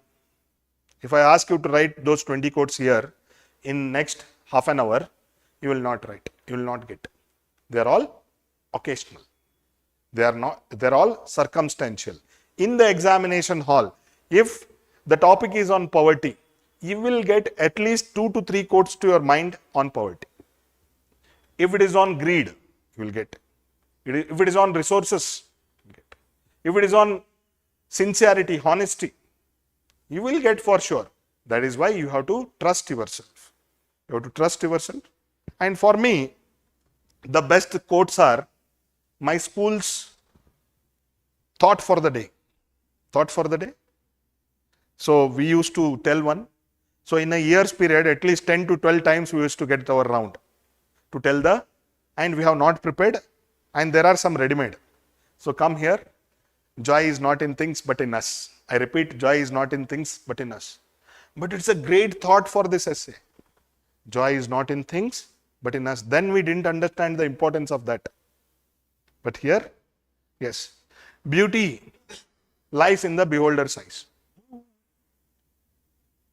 We didn't understand the importance of that. But here, that can be a great quote. So like this, use your basic, mundane, generic quotes only. That's also fine. Understand? Small stories. Maybe the hare and tortoise. Hare and the tortoise. Story you have heard? Hare and turtle or tortoise? They are two different, okay? So hare and turtle. Turtle story you have heard? So what is the basic lesson that we have learnt? Consistency. Then the seriousness, all that thing. So you can write 3-4 words attached to that story. So don't fear of these topics. Make it your own and try to express in your own way. Okay. Next, planning for 3 hours. If you strictly allocate 1.5 and 1.5, it will not happen. Because first 10 minutes out of anxiety, it has just gone like that. Then while we choose the first topic, it will be around 15 minutes. So first 15 minutes, you give it to God. So first sati out adre, illa devrige. RCB avaru first match hotaga devrige. So first 15 minutes. So actual time is 1 hour 45 minutes only. In 1 hour 45 minutes, you cannot take risk with the first essay. You have to be free. You have to be having that liberty in your first essay. So that is why if you allocate strict 1.5 hours for the first essay, after losing the first 15 minutes, by the end of 1 hour 45 minutes, you will write the first essay. But already you have got the momentum. Already you have got the momentum. Even in 1 hour 15 minutes, you can write good second essay. Okay, understood my point? So don't have the alarm clock like by the end of 90 minutes you should stop the first essay. Don't have the thinking like that. So 1 hour 45 minutes, yes, that is the ultimate. Beyond that, you should not stretch. Okay, then another 1 hour 15 minutes you can. But you have to do all this process what I am telling now separately for each essay. First one is like we are giving the emphasis on first essay because evaluator will never go to your second essay and evaluate it first. Yes, even if you are an evaluator, what you will do? You will evaluate the first essay first, right? So that is a natural tendency, correct? So don't compromise with the quality of your first essay. Even if you are compromising with the quality of your second essay, even if you are writing few less words in that, that's okay. But never compromise with the first essay. You write full. Maybe you write another 100 words extra in the first essay, but keeping your eye on the clock. Yes. Then for each essay, you have to brainstorm separately. Don't brainstorm for both the essays at once. First essay, brainstorming has to happen. Then you have to structure the essay from the brainstorming points. Then we have to create the introduction and conclusion separately. This is all body of your essay. Introduction and conclusion has to be worked out extra because introduction is the first paragraph that you are writing in your paper. That has to be extremely good. That has to be extremely good. Even if you want to compromise on few paragraphs or the topics in your essay, that's okay. But introduction should never fail. It should be like hero entry. It should be like a hero entry. So full marks should be given for your introduction. So that is why even if you write this introduction and conclusion on a blueprint, if you draft means you write rough, then you try to copy it in your answer sheet. Even that is okay for me. Understood? So separate emphasis should be given for introduction and conclusion. I told in anxiety, in just looking at the paper, first 10 minutes we'll lose. We have to smile at the invigilator, sign somewhere, all that thing. Another 5 minutes, we have to choose the topic, first topic. Don't look at the second topic at all. Understood? Then you start planning for your first essay, then write the first essay. So first one is brainstorming. I have already done small videos on these small topics, brainstorming, all that thing. I want to be brief here. I want to be brief. If you want, on the Mentors for IAS only, you can see the videos. So brainstorming around 8 to 10 minutes video, all that thing is there. So I want to be very brief here. So brainstorming is what? Brainstorming. Generally, this is a managerial word, you know. This is more corporate word where 4 to 5 people or the board members will sit and brainstorm. Brainstorm means putting across the ideas. Putting across the ideas. But here, there is only one board member, that is you. Nobody is coming to help you, or you are not doing anything in a teamwork. Understand? So, you are the only person, but you have different sides of your brain. You have different disciplines that you have learnt. So, you should let all your, thoughts flow in the brainstorming. Brainstorming means you are letting your good, bad thoughts, relevant, irrelevant thoughts, important, unimportant thoughts, very unique ideas and shitty ideas. I am telling shitty ideas also. Because our mind, no. Do you think always positively? Do you think always altruistically? Do you think always constructively? Do you think like a God always? You think like a devil also, right? Do you think only for good? No. To destroy someone also you will think. So, in brainstorming, don't act like very good person. Let your parts of personality, or let your angles of personality, or let your personality traits come on the paper. Understand? So, brainstorming is a skill. If you brainstorm in a very narrow space, let's say only this much space, if you are brainstorming, your brainstorming will not be very exhaustive. And don't write the points what is coming your mind in this fashion. This is narrow. This is narrow. We can't call it as a brainstorming. So it has to be very diverse and it should be directionless. It should be directionless. Whatever the thought that comes to your mind, write it in a random fashion. Let's say for around 10 minutes. For 10 minutes, you keep on writing something that strikes your mind. Whatever it can be, a single word, phrases, or an incident, a date, person's name, situation, country, anything that is coming across. So you have to write it on the paper. So in 10 minutes, let's say you will collect around 15 to 20 points. And we don't have that much time to write all these 15-20 points. Because 15-20 points means 15 to 20 paragraphs. We don't have that much time. So that's why you have to select around 8 to 10 ideas from here. Only 8 to 10 ideas from here. Then you have to what? Start structuring upon that. So that this has to happen very quickly. And don't be very formal like this, Don't be very formal. In the first only you are writing your first point, second point, third point. Our minds don't work like that. Our minds work very randomly. Maybe you can test it yourself. While you go to your study table today, you don't have a concrete thing in your mind that after going there you will do that only. You will see first, ida, okay, ida, okay. ಏನು ಮಾಡೋದು? So our thoughts are always random. They cannot be properly aligned. Only after few minutes, only after working on our random brain, then only we are going to align our thoughts. Otherwise, it will not happen. For example, if you are planning for tomorrow, can you just plan like, okay, at 6 o'clock I'll do? No. You will see what all are the burning points tomorrow. What all that you have to do. So your mind will try to arrange that if you provide time for that. So that is why you are buying time, you are brainstorming, then only you are arranging these thoughts. First you are letting the storms hit your mind, then only you are arranging. And I told all these 15-20 points are not great. They are not important. Not all of them, some of them are not good, not relevant, not important. So you are striking those things and you are selecting only 8 to 10 ideas because you are supposed to write 8 to 10 paragraphs. That's it. Understood? So then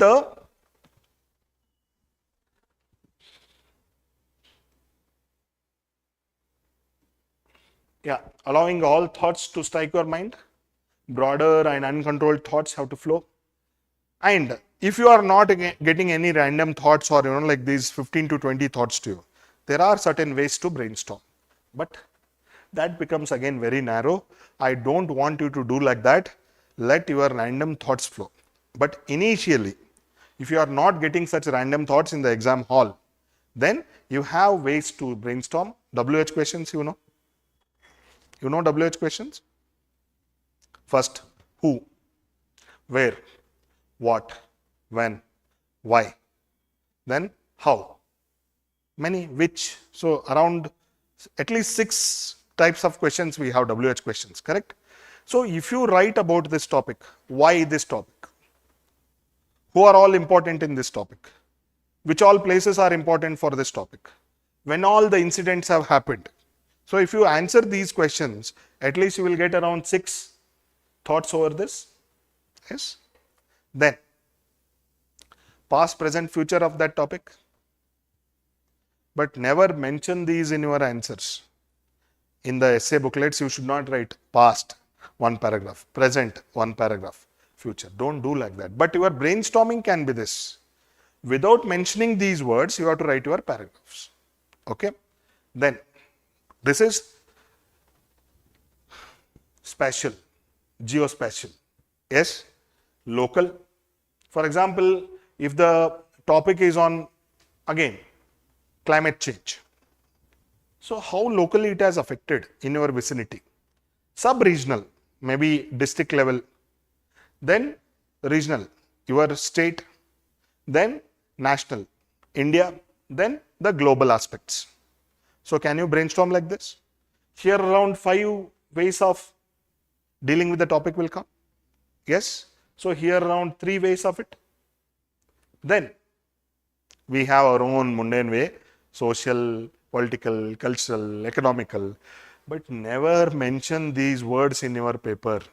Never give these subheadings in your paper. These are not appreciated. In KPSC to an extent, okay. But in UPSC, don't write these subheadings in your essay because this will become very mundane. Evaluator will not get excited to read your paper and these subheadings and the content under those subheadings will not be read. So social la sari, political la sari. Esto average marks kodi kalsi. That's all. So from top to bottom, you should always surprise the evaluator.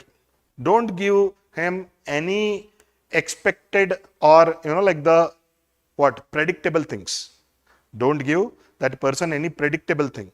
Let all those things be unpredictable and special. Getting my point? If at all you are not such a writer, such a hobby writer or surprising writer or something, then you stick to these points only, no issues. But don't write the subheadings like social, political and all. In the beginning of the paragraph, you can start with socially, politically, but not very explicitly. Every paragraph should not have socially, politically, economically. Again, it is as good as putting the subheading, no? You can think in the political arena, so looking at this topic from the economist's angle, like that you can bring in, but not like social, political, past, present, future, local, regional, national. Don't put those subheadings. Okay. Basically, these are to generate the ideas, not to give the subheadings. Then structuring the body. I am not telling about the introduction. Okay. I am not telling about the conclusion. It is all about the body. So body, will get around 80% of the marks. So introduction and conclusion together around 20% of the marks. Okay. So filtering, I told, whatever the brainstorming that you do, 15 to 20 topics or the ideas that you get, you cannot write all of them. So better you have to filter those things. Maybe you are keeping around 8 to 10 ideas max. 8 to 10 is a very healthy number. 8 to 10 is a very healthy number. Understood? Then you are keeping only the important relevant points, 8 to 10 ideas. Then you are giving an order to those ideas. First you brainstormed, then you filtered, you took only important ideas, relevant ideas, and among these ideas you are giving the order. Which topic or which concept has to be taken first and written. Simple. Take that topic, construct 80 to 100 words. Take another topic, construct 80 to 100 words. But there has to be some link between the first idea and the second. And again, who is taking this decision to connect the first to the second? Yourself. But you should give the evaluator some hint that you are transpiring from one topic to another topic. But there has to be a common angle. Not common angle, there has to be some connect. Some connect. For example, you have written a social point. Now you want to write some economy point. You can just go to the economy point like this. So after looking at the societal aspects, let us look into the economical aspects too. You can connect like that also. If you are not able to connect like that, you have many helping verbs like however, moreover, all in all, despite, in spite. Yes, you have such words. So you should be able to use them. Again, in one essay, you can't learn all these things. You write, you commit mistakes, you take the feedback. Write, commit mistakes, take the feedback. Sometimes when we say this, however, moreover, you try to write. People will start writing everywhere. However, moreover, without understanding the essence of those words. Understand? Again, there helps the feedback. So if we tell that it is appearing very mechanical, then maybe you have to change your ways. But the first point is start writing, at least start writing and start taking the feedback.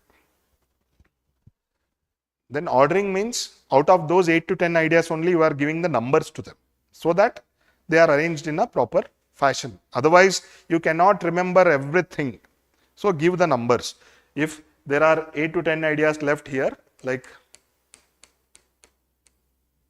give 1 to this, maybe you are selecting 2 to this, 3 to this, like this, then 4 to this. But if you think that this point can be fit between 2 and 3, if you think on course, then you give that point as 2A.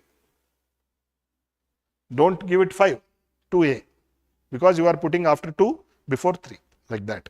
So basically, for all these 8 to 10 ideas, you are giving a serial number in your rough paper. All this has to happen in rough paper.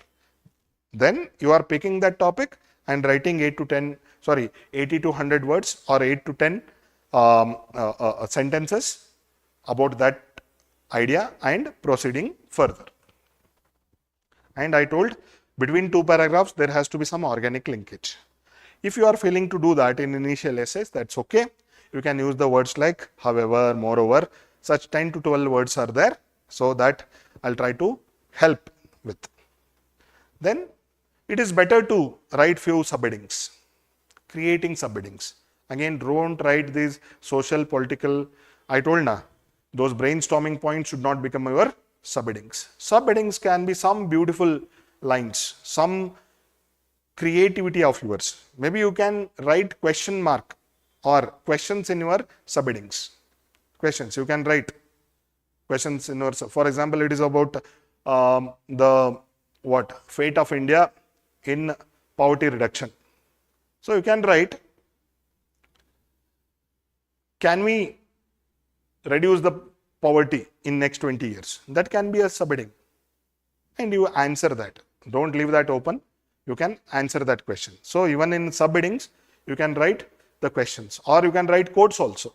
You can write quotes also in subheading, but number of subheadings should not cross 4. Should not cross 4 and not less than 2. So somewhere 2 to 4 subheadings should be there in your essays. Okay. So all these are, like the technical points we are studying. Practicality of it is completely different.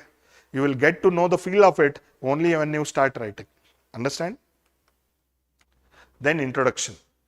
We worked on the body now. We worked on the body 80% of it. Introduction. 95% of the people, before understanding the competitive exams essay, they will write, for example, if the question is on democracy, they will write, whose definition? Abraham Lincoln. By the people, for the people, of the people. Yes. If the question is on social justice, what will write? Ambedkar or John Rawls. Okay, it is on needs. If it is on needs, Maslow theory will write. Yes. If it is on, let's say, economy, Karl Marx, Adam Smith, we start from them only because our textbooks have taught us like that. But if you write something like that, the evaluator will not appreciate, or that is not a unique way of beginning. That can be the first paragraph of your body. That can be the first paragraph of your body where you are defining democracy and proceeding further.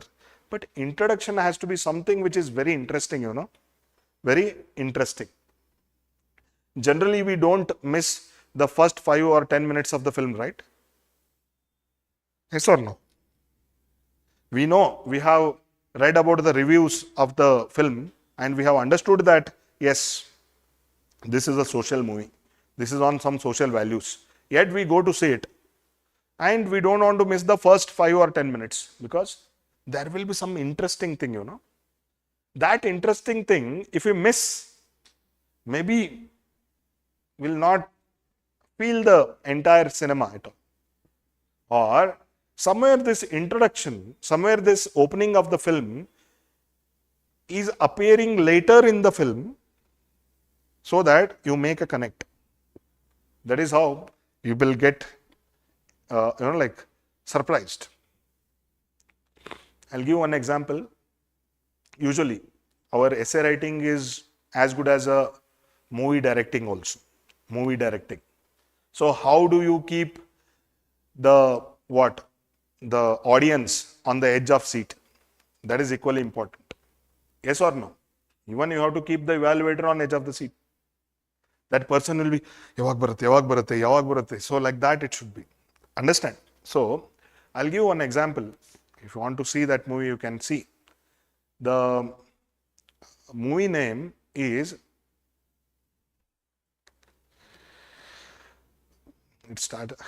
I think it is Helen or something. Helen, it's a Malayalam movie.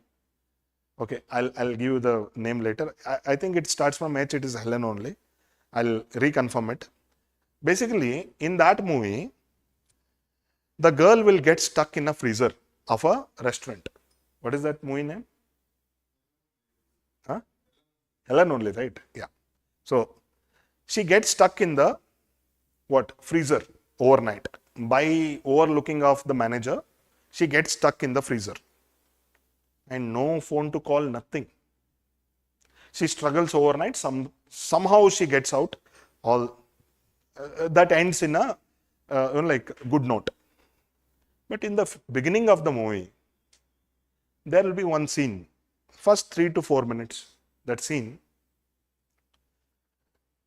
There will be one ant on the top of the fridge. That when the door was open, that ant will come and enter the freezer, and somebody, without looking at the ant, close the door. That's all. That is only the beginning of the movie. And they will start showing this girl, this entire movie of 2 hours. At the end, they will show the opening of the door of the fridge and the ant comes out. for the 2 hours, your mind is completely off and you don't remember ant at all. But at the end, you are remembering about the ant. Oh my God, this movie is all about this ant getting stuck into the freezer. So this girl is nothing but ant who got stuck into the hotel freezer. That's it. Simple. So this powerful your introduction has to be. So the evaluator has to appreciate it like, wow, what a piece of writing. So if you start with Ambedkar, Abraham Lincoln, Gandhiji, Jawaharlal Nehru, you will not get marks. It has to be something which is beyond imagination. So it can be started with anecdote. Anecdote, you understand? Some part of the drama, some part of the story, basically some part of the story. Then fiction. Completely the imaginary world you can begin with. Completely imaginary world. So basically, let's say about the space war. Can you imagine about space war? There are some movies which are made on these wars, right? So have the space wars taken place? Have we seen the space wars in real world? No, right? It's an imagination, right? Interstellar movie, it's an imagination. Yes, it is a fiction. So you can start with the fiction also. Something related to the topic, you can start with a fiction. But again, limit is what? 80 to 100 words. Any paragraph, 80 to 100 words. You can start with a quote. I told you in the examination hall, without you stressing upon your memory, 2 or 3 quotes will just come because they are circumstantial. Then you can start with a poem also. Poem by a famous poet or poem of your own. And all these can be your own. You need not, like mug up and write there. So whenever I ask someone, so how you are doing the essay preparation? Sir, I am collecting quotes. So how many you have collected? Sir, 100, sir. How many of you remember? How many of them you remember? Sir, 8 to 10, sir. Then what you will do? Unknowingly, you will try to fit in the quote you have learned in the unnecessary topic. So the context will be completely different, but somebody has told you to remember some quote and you are trying to fit in there. Getting my point? Yes? So it should be completely relevant. So try to be natural and try to trust your education. Try to trust your entire life so far. Definitely you will get some circumstantial quote or poem or the anecdote or the fiction, something will come. Even a conversation between 2 people. You have read many stories. Or create 2 persons and ask them to converse on this topic. So even a conversation you can write. One of my friend who is into IPS service now. Okay, I happened to give a feedback for your essay, his essay. In that he had written a conversation between Alexander the Great and God. Alexander the Great and God. I gave him full marks after the evaluation and I asked him, in which book you have read this? Sir, it is my own creation. So he was writing about what? War and the Peace. Alexander conversing with the God on the notion of peace in the beginning. Seriously, evaluator will be taken for toss. From where it is coming, get relevant, so good. So such has to be your introduction. Simple. Alexander goes to God. Okay, Alexander, colon. Oh God, what is peace? God, colon. God will tell something. So 3-4 lines like that. Then he will start. War is or peace is, like that. Understand how good it appears, no? So try to create these on your own. And you don't have to create this in your free time. Even in the examination hall, take extra minutes while you are practicing the essay and try to execute these things. That itself is more than enough. Overdoing also will kill your energy.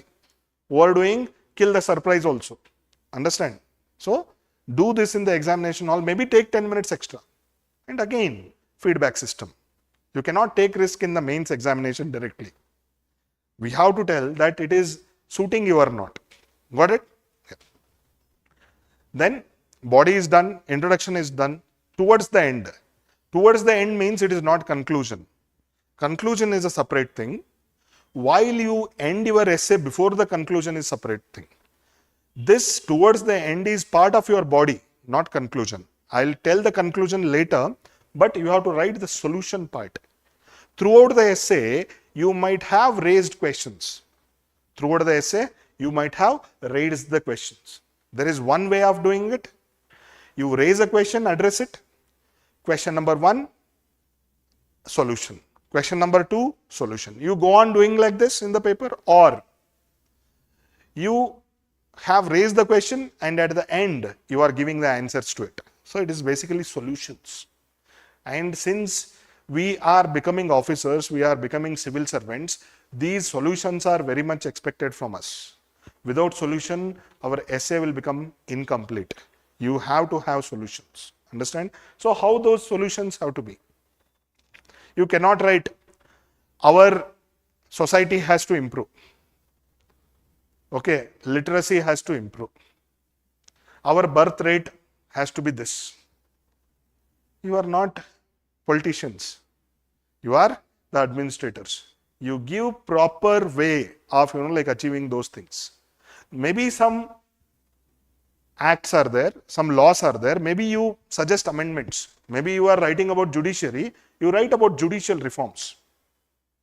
Okay. Maybe you have read from some committee report. That's okay. But add your own. Few of your own. Understand? Police reforms maybe. Okay. Maybe economic reforms, agricultural reforms. You write at least 2 or 3 from your own. Okay. Then out of box ideas. Everyone will write what is there in the law, what is there in the GS syllabus. But nobody will write the out of box things. Out of box things will not strike to generic minds. So you have to have a special bent of minds for these things. It need not be technical, it need not be philosophical, or it need not be from literature or something. But every human being has the capacity to generate these out of box ideas. And in your free time, please write down these out of box ideas. ನಾವು ಕೆಲವೊಂದು ಸತಿ ಮನೇಲಿ ಕೂತ್ಕೊಂಡಾಗ ಮಾತಾಡುವಾಗ ನನಗೊಂದು idea ಇದೆ, ನಮ್ಮ ದೇಶದಲ್ಲಿ ಈ ತರ ಮಾಡಿದ್ರೆ ಹಿಂಗಾಗುತ್ತೆ ಅಂತ. ಓಹೋ ಬಾರಿ. So write those things. Write those things. Sometimes they appear very impractical, but write those ideas. Okay, out of box thinkings have to be there. Then the best approaches or the global best practices that are happening. If I think of cleanliness, which example you will give? Singapore, Japan, small countries, wealthy countries, hard working countries, again Japan, all that thing. Okay, dryland agriculture, Israel. Yes, social indicators, Nordic countries or New Zealand, like that. They have some of the best practices, right?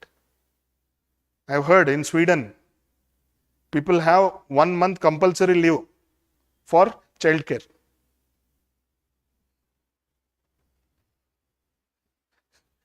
Child is separate and care is separate here. Understand? So Sweden. So why Sweden, Norway, all of them are in very good, like the social indicators, because they have the best practices. At least you have to learn about them. You have to generate, and again, you have to have your own thinking for this. So these are the part of solutions. Then comes the conclusion. Then comes the conclusion. So these are not conclusions. These are last but one paragraph of your what? The essay. So conclusion. Again, it should be as interesting as your introduction. Again, it is not part of your body. This is the last paragraph of your body. And that Abraham Lincoln, Ambedkar, explaining all that thing is part of your first paragraph of the body. Introduction is completely one unique and interesting thing. Conclusion is also one unique and interesting thing. So how can you make conclusion better? First one, you have to connect the introduction and conclusion. There will be at least 1000 words gap between the introduction and conclusion. If you make the evaluator remember the introduction after 15 minutes, then the evaluator will have all the praises for it. So I told you, the movie Helen. First 2-3 minutes we will see that ant entering the freezer. Last 2 minutes we will see that ant coming out of the freezer.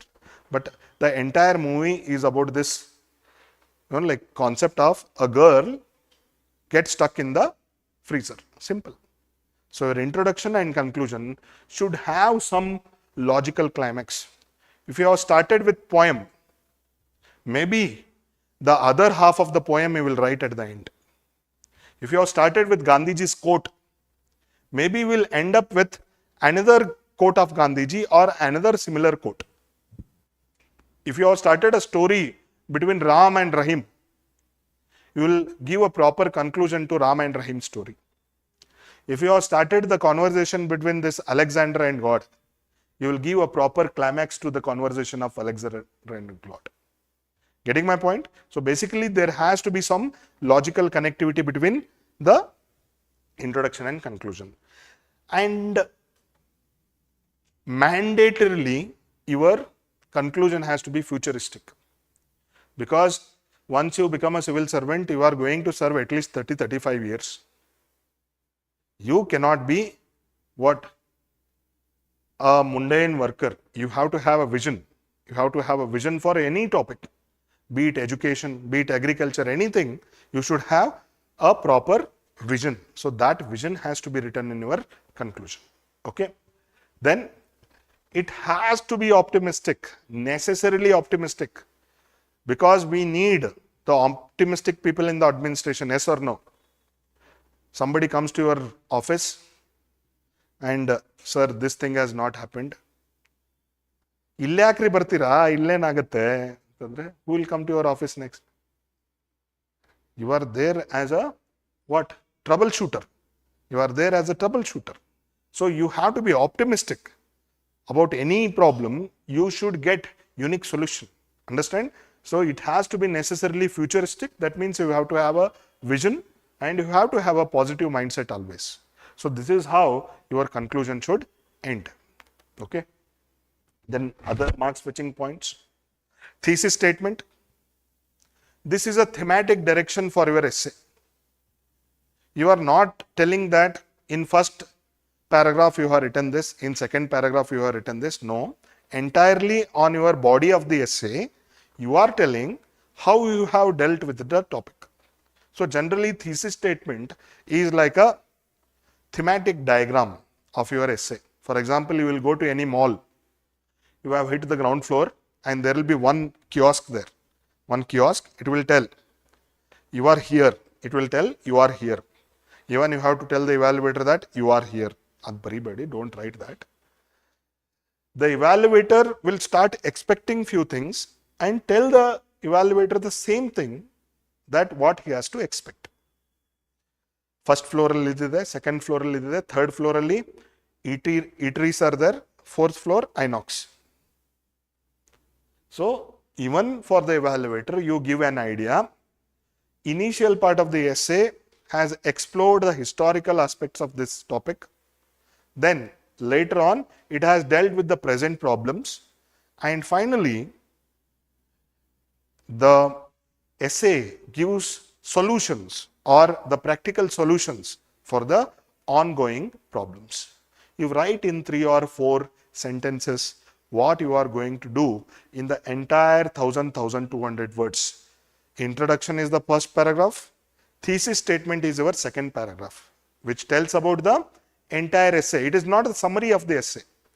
It is not summary of the essay. You are not writing in this essay 1, 2, 3, 4 bullets. No, you are not writing. You are writing it in a very literary way. This essay tries to explore and entail and conclude like this. 3 or 4 sentences you have to give, because it will give a fair idea about your essay. The evaluator need not, get confusion, or he should not be in any ambiguity that what you have written. Then this is like a self-analysis, explanation of a keywords. So in one essay, there are 2 or 3 or 4 keywords. First of all, you should know that you know these keywords. Then you have to tell the evaluator that these keywords mean. For example, let's say empowerment. Empowerment is. Reform is. Then optimism is. Maybe you will take this one keywords and you will try to explain those things. It will make the job of the evaluator very easy. That first of all, it will give a stamp that yes, you have understood the topic. Simple. If you have understood the topic, now you are exploring with it. You are expanding the things, that's it. But the initial confusion what the evaluator will be having, whether you have understood the topic or not, that has to be very much clear. Sometimes while we are explaining these keywords, it will give us the caution that ninge ee topic bagge gottilla, don't take risk. But that will be very risky if you decide after writing the introduction. So that is why choosing of the topic has to be very, very neatly you should be able to choose the topic. So this is for self-analysis. When you write the keywords meaning, at least it will tell to yourself that you are honest with this topic. Otherwise, whatever that you write in 8 to 10 pages next, that will not fetch the marks. Okay. So writing the explanation of keywords. So this is the second paragraph of your essay. This is the third paragraph of your essay. Then I told you subheadings. You have to create subheadings, around 2 to 4 subheadings in your entire essay. Then the final structure appears like this: introduction, thesis statement, explanation of keywords, paragraph number 1, 2, 3. Then this is completely body, again 8 to 10 ideas. So here 3 paragraphs, 8 to 10. Then solution part may be 1, conclusion 1. So maximum 10, 3 and 2. So there should be around 15 paragraphs in your essay. So if you take an average, so there will be around 1200 words. Okay. So this is how we deal with the science of essay writing. It is not just the art of essay writing. Art is creating the ideas and your language, your sentence construction, your vocabulary, this is all art. But arranging that, any form of literature is both art and science. Art is creating it. Then the science is fixing a structure for it. No matter how nutritious is your breakfast, if it is not arranged properly, will you buy it? For example, upma. In normal hotels, it is 20 rupees. In 5-star, it can cost you 500 rupees also. So what is the difference? Presentation. It is the presentation. Though both are equally nutritious, but if it is not presented properly, then what is the use? You have good ideas, you have a great mind, but if you don't present them properly, if you don't present your ideas in a properly orderly fashion, then what is the use of it? Understand? They will put a gratings of coconut and like the coriander leaves, and they will put some sauce and make some design and present you. You will not focus on the nutrition value of upma at all. You will take the nutrition later in your house, but you will appreciate the presentation. So, be it essay, ethics or answer writing, it is all about the presentation. Your content matters at the last. When your handwriting is good, when your sentence construction is good, when your vocabulary is good, and when your presentation is good, then only evaluator will worry about your content. Until that person is satisfied with these things, he will not read the content. If nothing is there, nothing of these things is there in your answer, then that person will look at the content. Even if you are satisfying with the content, that's okay, but you will not get great marks. Great marks are always given to the presentation because the evaluators are human beings. Every human being likes good presentation, good appearance, aesthetics, what we call aesthetics. You understand aesthetics? Saundarya. No optimistic person in this world will deny the beauty. Understand? So even there has to be some beautification in your paper. It starts with your handwriting, your presentation, your vocabulary, your sentence construction, your page management, all that thing. Okay? Then solution, then comes the conclusion. Other key element, handwriting I told, how important it is. Simple, it will give you plus 5%. Simple. Last 13 years experience I am putting here. If you have good handwriting, you just take plus 5%. If you are expecting 800, you will get 840. As simple as that. If your handwriting is not good, it is 800. If it is worst, that can go to 760 also. So good handwriting will give you 5% of the marks. Language, NCERT and the Hindu language. Not beyond that. No Shashi Tharoor's language. Nobody will appreciate, nobody will understand basically. If you write Shashi Tharoor's language, if I am evaluator, my ego will come. Seriously. Ego, it is a basic quality of human being, you know, like we don't appreciate a person who is knowledgeable than what we are, correct or not? ಹೊಟ್ಟೆ ಕಿಚ್ಚಿರುತ್ತಲ್ವಾ ನೀನು IAS, ನಾನು IAS ಬರೆಯಕ್ಕೆ ಹೋಗಿದ್ದೆ, ನಂದಾಗಿಲ್ಲ ಮಗನ, ನೀನು ಹೆಂಗೆ ಆಗ್ತೀಯ ನೋಡ್ತೀನಿ. So give them a plain, correct English, simple English and apt. The words have to be apt. So that is why I am telling NCERTs, then our reference books maybe, plus the Hindu. Sentences simple. We try to impress with complex and complicated sentences. No. One sentence has to tell only one information, that's it. One sentence, one information. Don't club it because we are not born English. We are born Kannadiga or Teluguite or Tamilite something. Okay, we are not born English. And English is not very natural to us. In the complexity of the things, there are chances that we will lose the essence of the sentence altogether. So, be simple, straight. One sentence, one information it is giving. It should be as short as possible. Okay? Don't try for the longer sentences and mixing of the sentences. Then neatness. Yes, everybody appreciate this. Don't put the stray marks in the paper. Let all the lines be like neat. There should be proper spacing between the words. There should be proper spacing between the lines also. Then the don'ts. Diagrams. We don't recommend. If you want to take chance, get good marks, I don't have a problem. But we don't recommend the diagrams in the essay. Then underlining also we don't. Except for the subheadings. You can put boxes, you can put underline only for the subheadings. Or maybe for the initial quote and the last quote. Not in between. Okay? Because we want the evaluator to read your emotions, not just your points.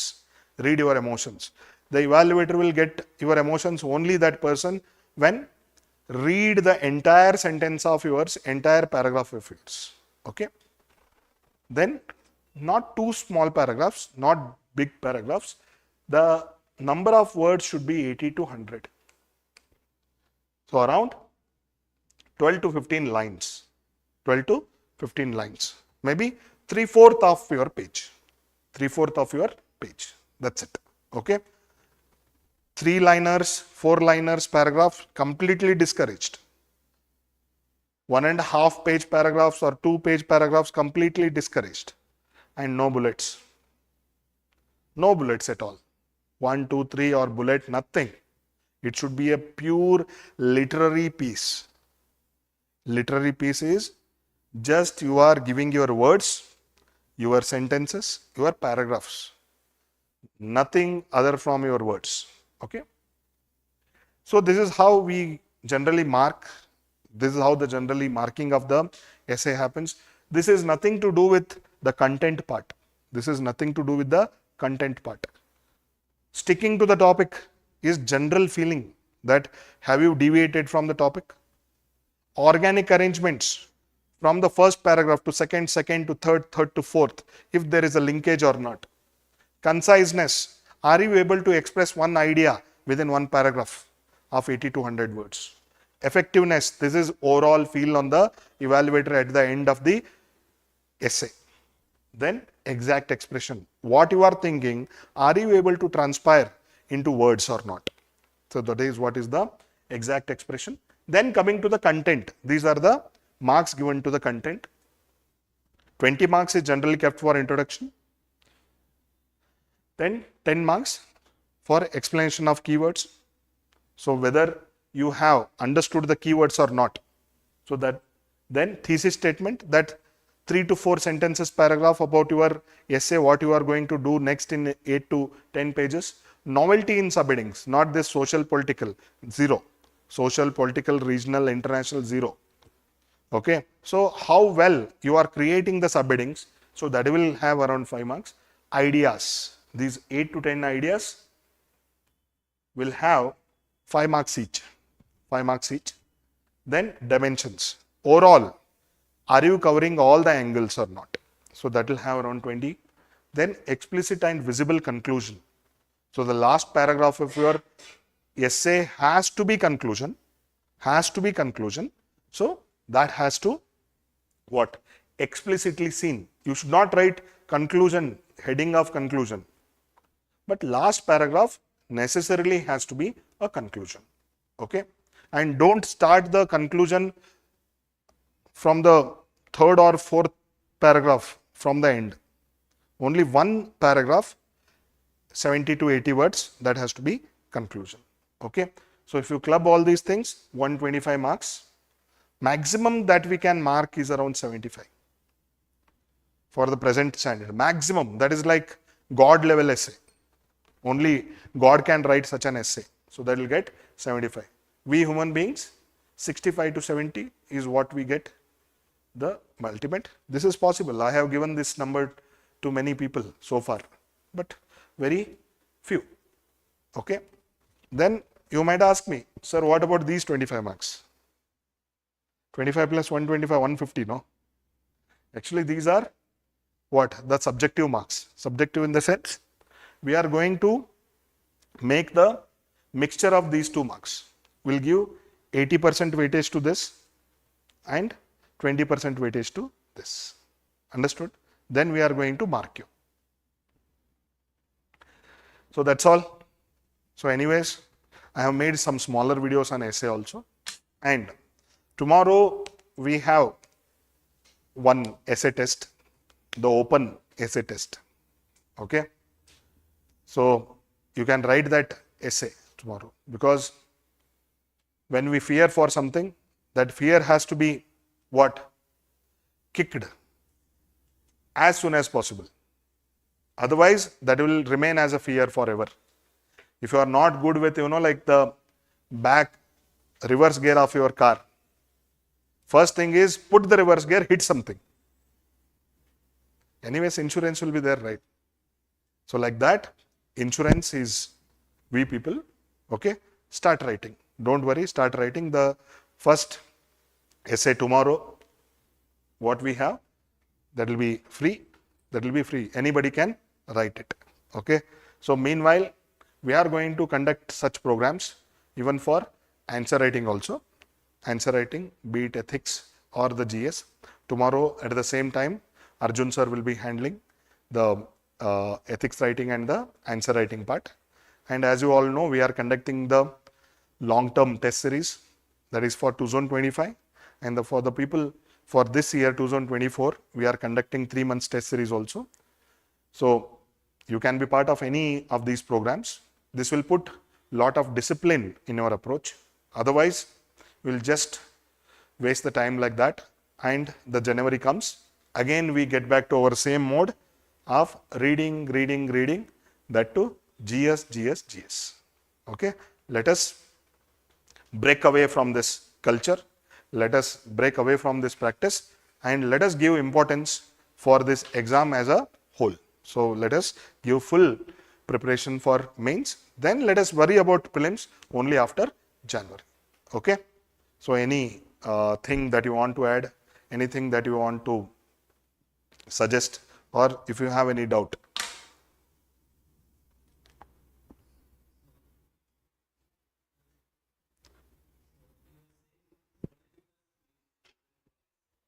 Huh.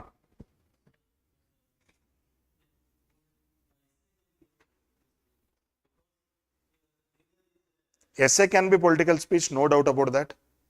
But the people who are sitting there, audience, will get out and go. They need some of him, of him.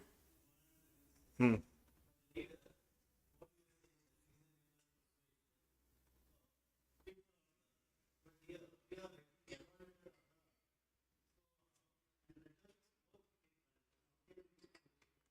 Yeah, basically, political speech comes with the intention of what?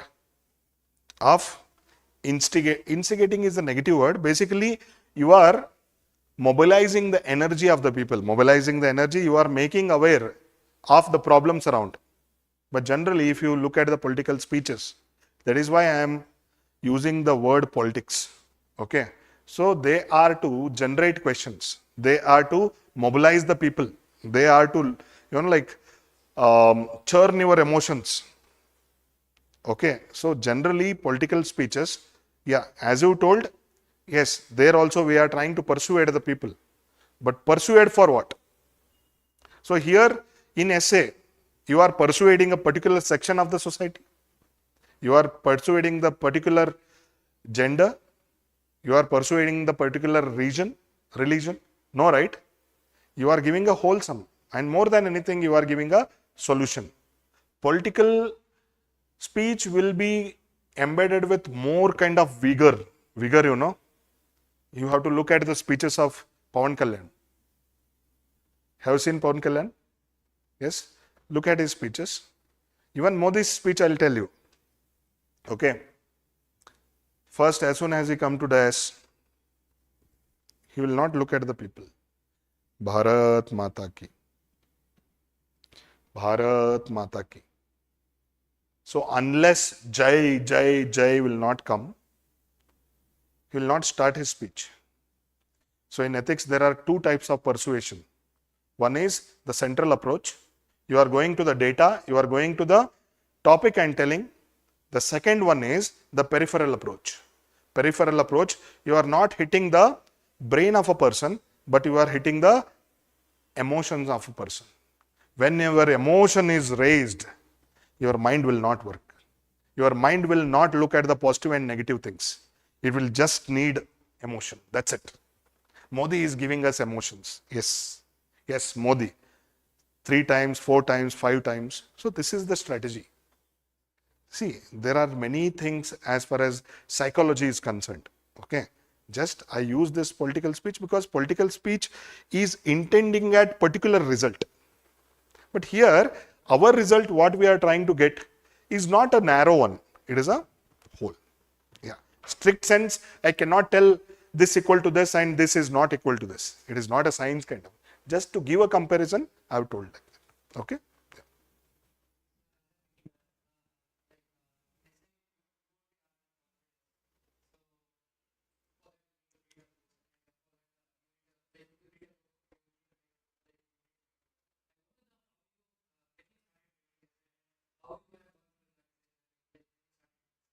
I told you in the beginning also, and I told you from my own example also, you don't have to read anything for essay.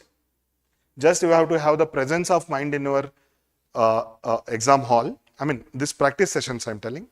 Then you should trust your education. You should trust your learning so far. Whatever that you have done. I told you the content is from Panchatantra. Content is from moral stories. Content is for your school readings, your hobby readings, your observations in the world, your tour, your vacation, your observations in the family, your observations in your community, your observation in your friend circle, is in your professional experience in your organization. You don't have to read anything for this, but you should be able to take these ideas and put in a orderly fashion. Best thing is start writing.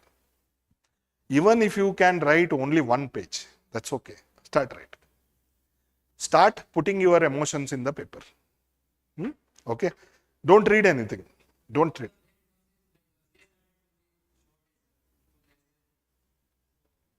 So, I told you, in one GS question, you will write either 150 words or 250 words. What I am telling here, in one idea, you have to write only 80 to 100 words. Can't you write 80 to 100 words in one paragraph? Like that, can't you connect 8 to 10 ideas?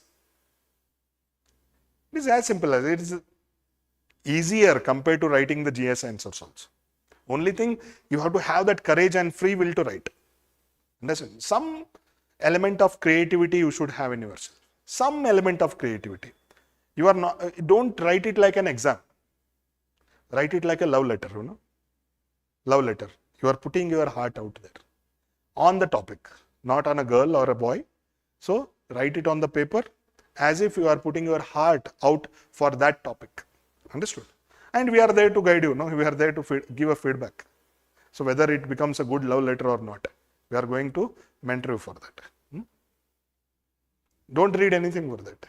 Let it be straight from the heart. Will you read from Romeo Juliet or Shakespeare to write a love letter? No, right? Do you? No, right? If at all you want to write, you will write your heart out, right? Because this heart also has experienced many things in life. So bring your like ideas from there and write. Okay? That's all. So anyways, we are there to guide you. So the test will happen here or in the Chandra Layout building also. That is on the Bunny Bakers, that is in the Spirit Junction, the second building, 3rd floor. We are going to give you the address also. So tomorrow, don't miss. Just write. Just allow your ink to flow on the paper. Let it be your first good writing or the good beginning. And anything else? That's all, no? Yeah? Fine. Thank you. For any, non-academic thing, you can talk to Sudarshan sir in the reception. Okay. So for any academic things, me, Arjun sir will be there to help you. Thank you.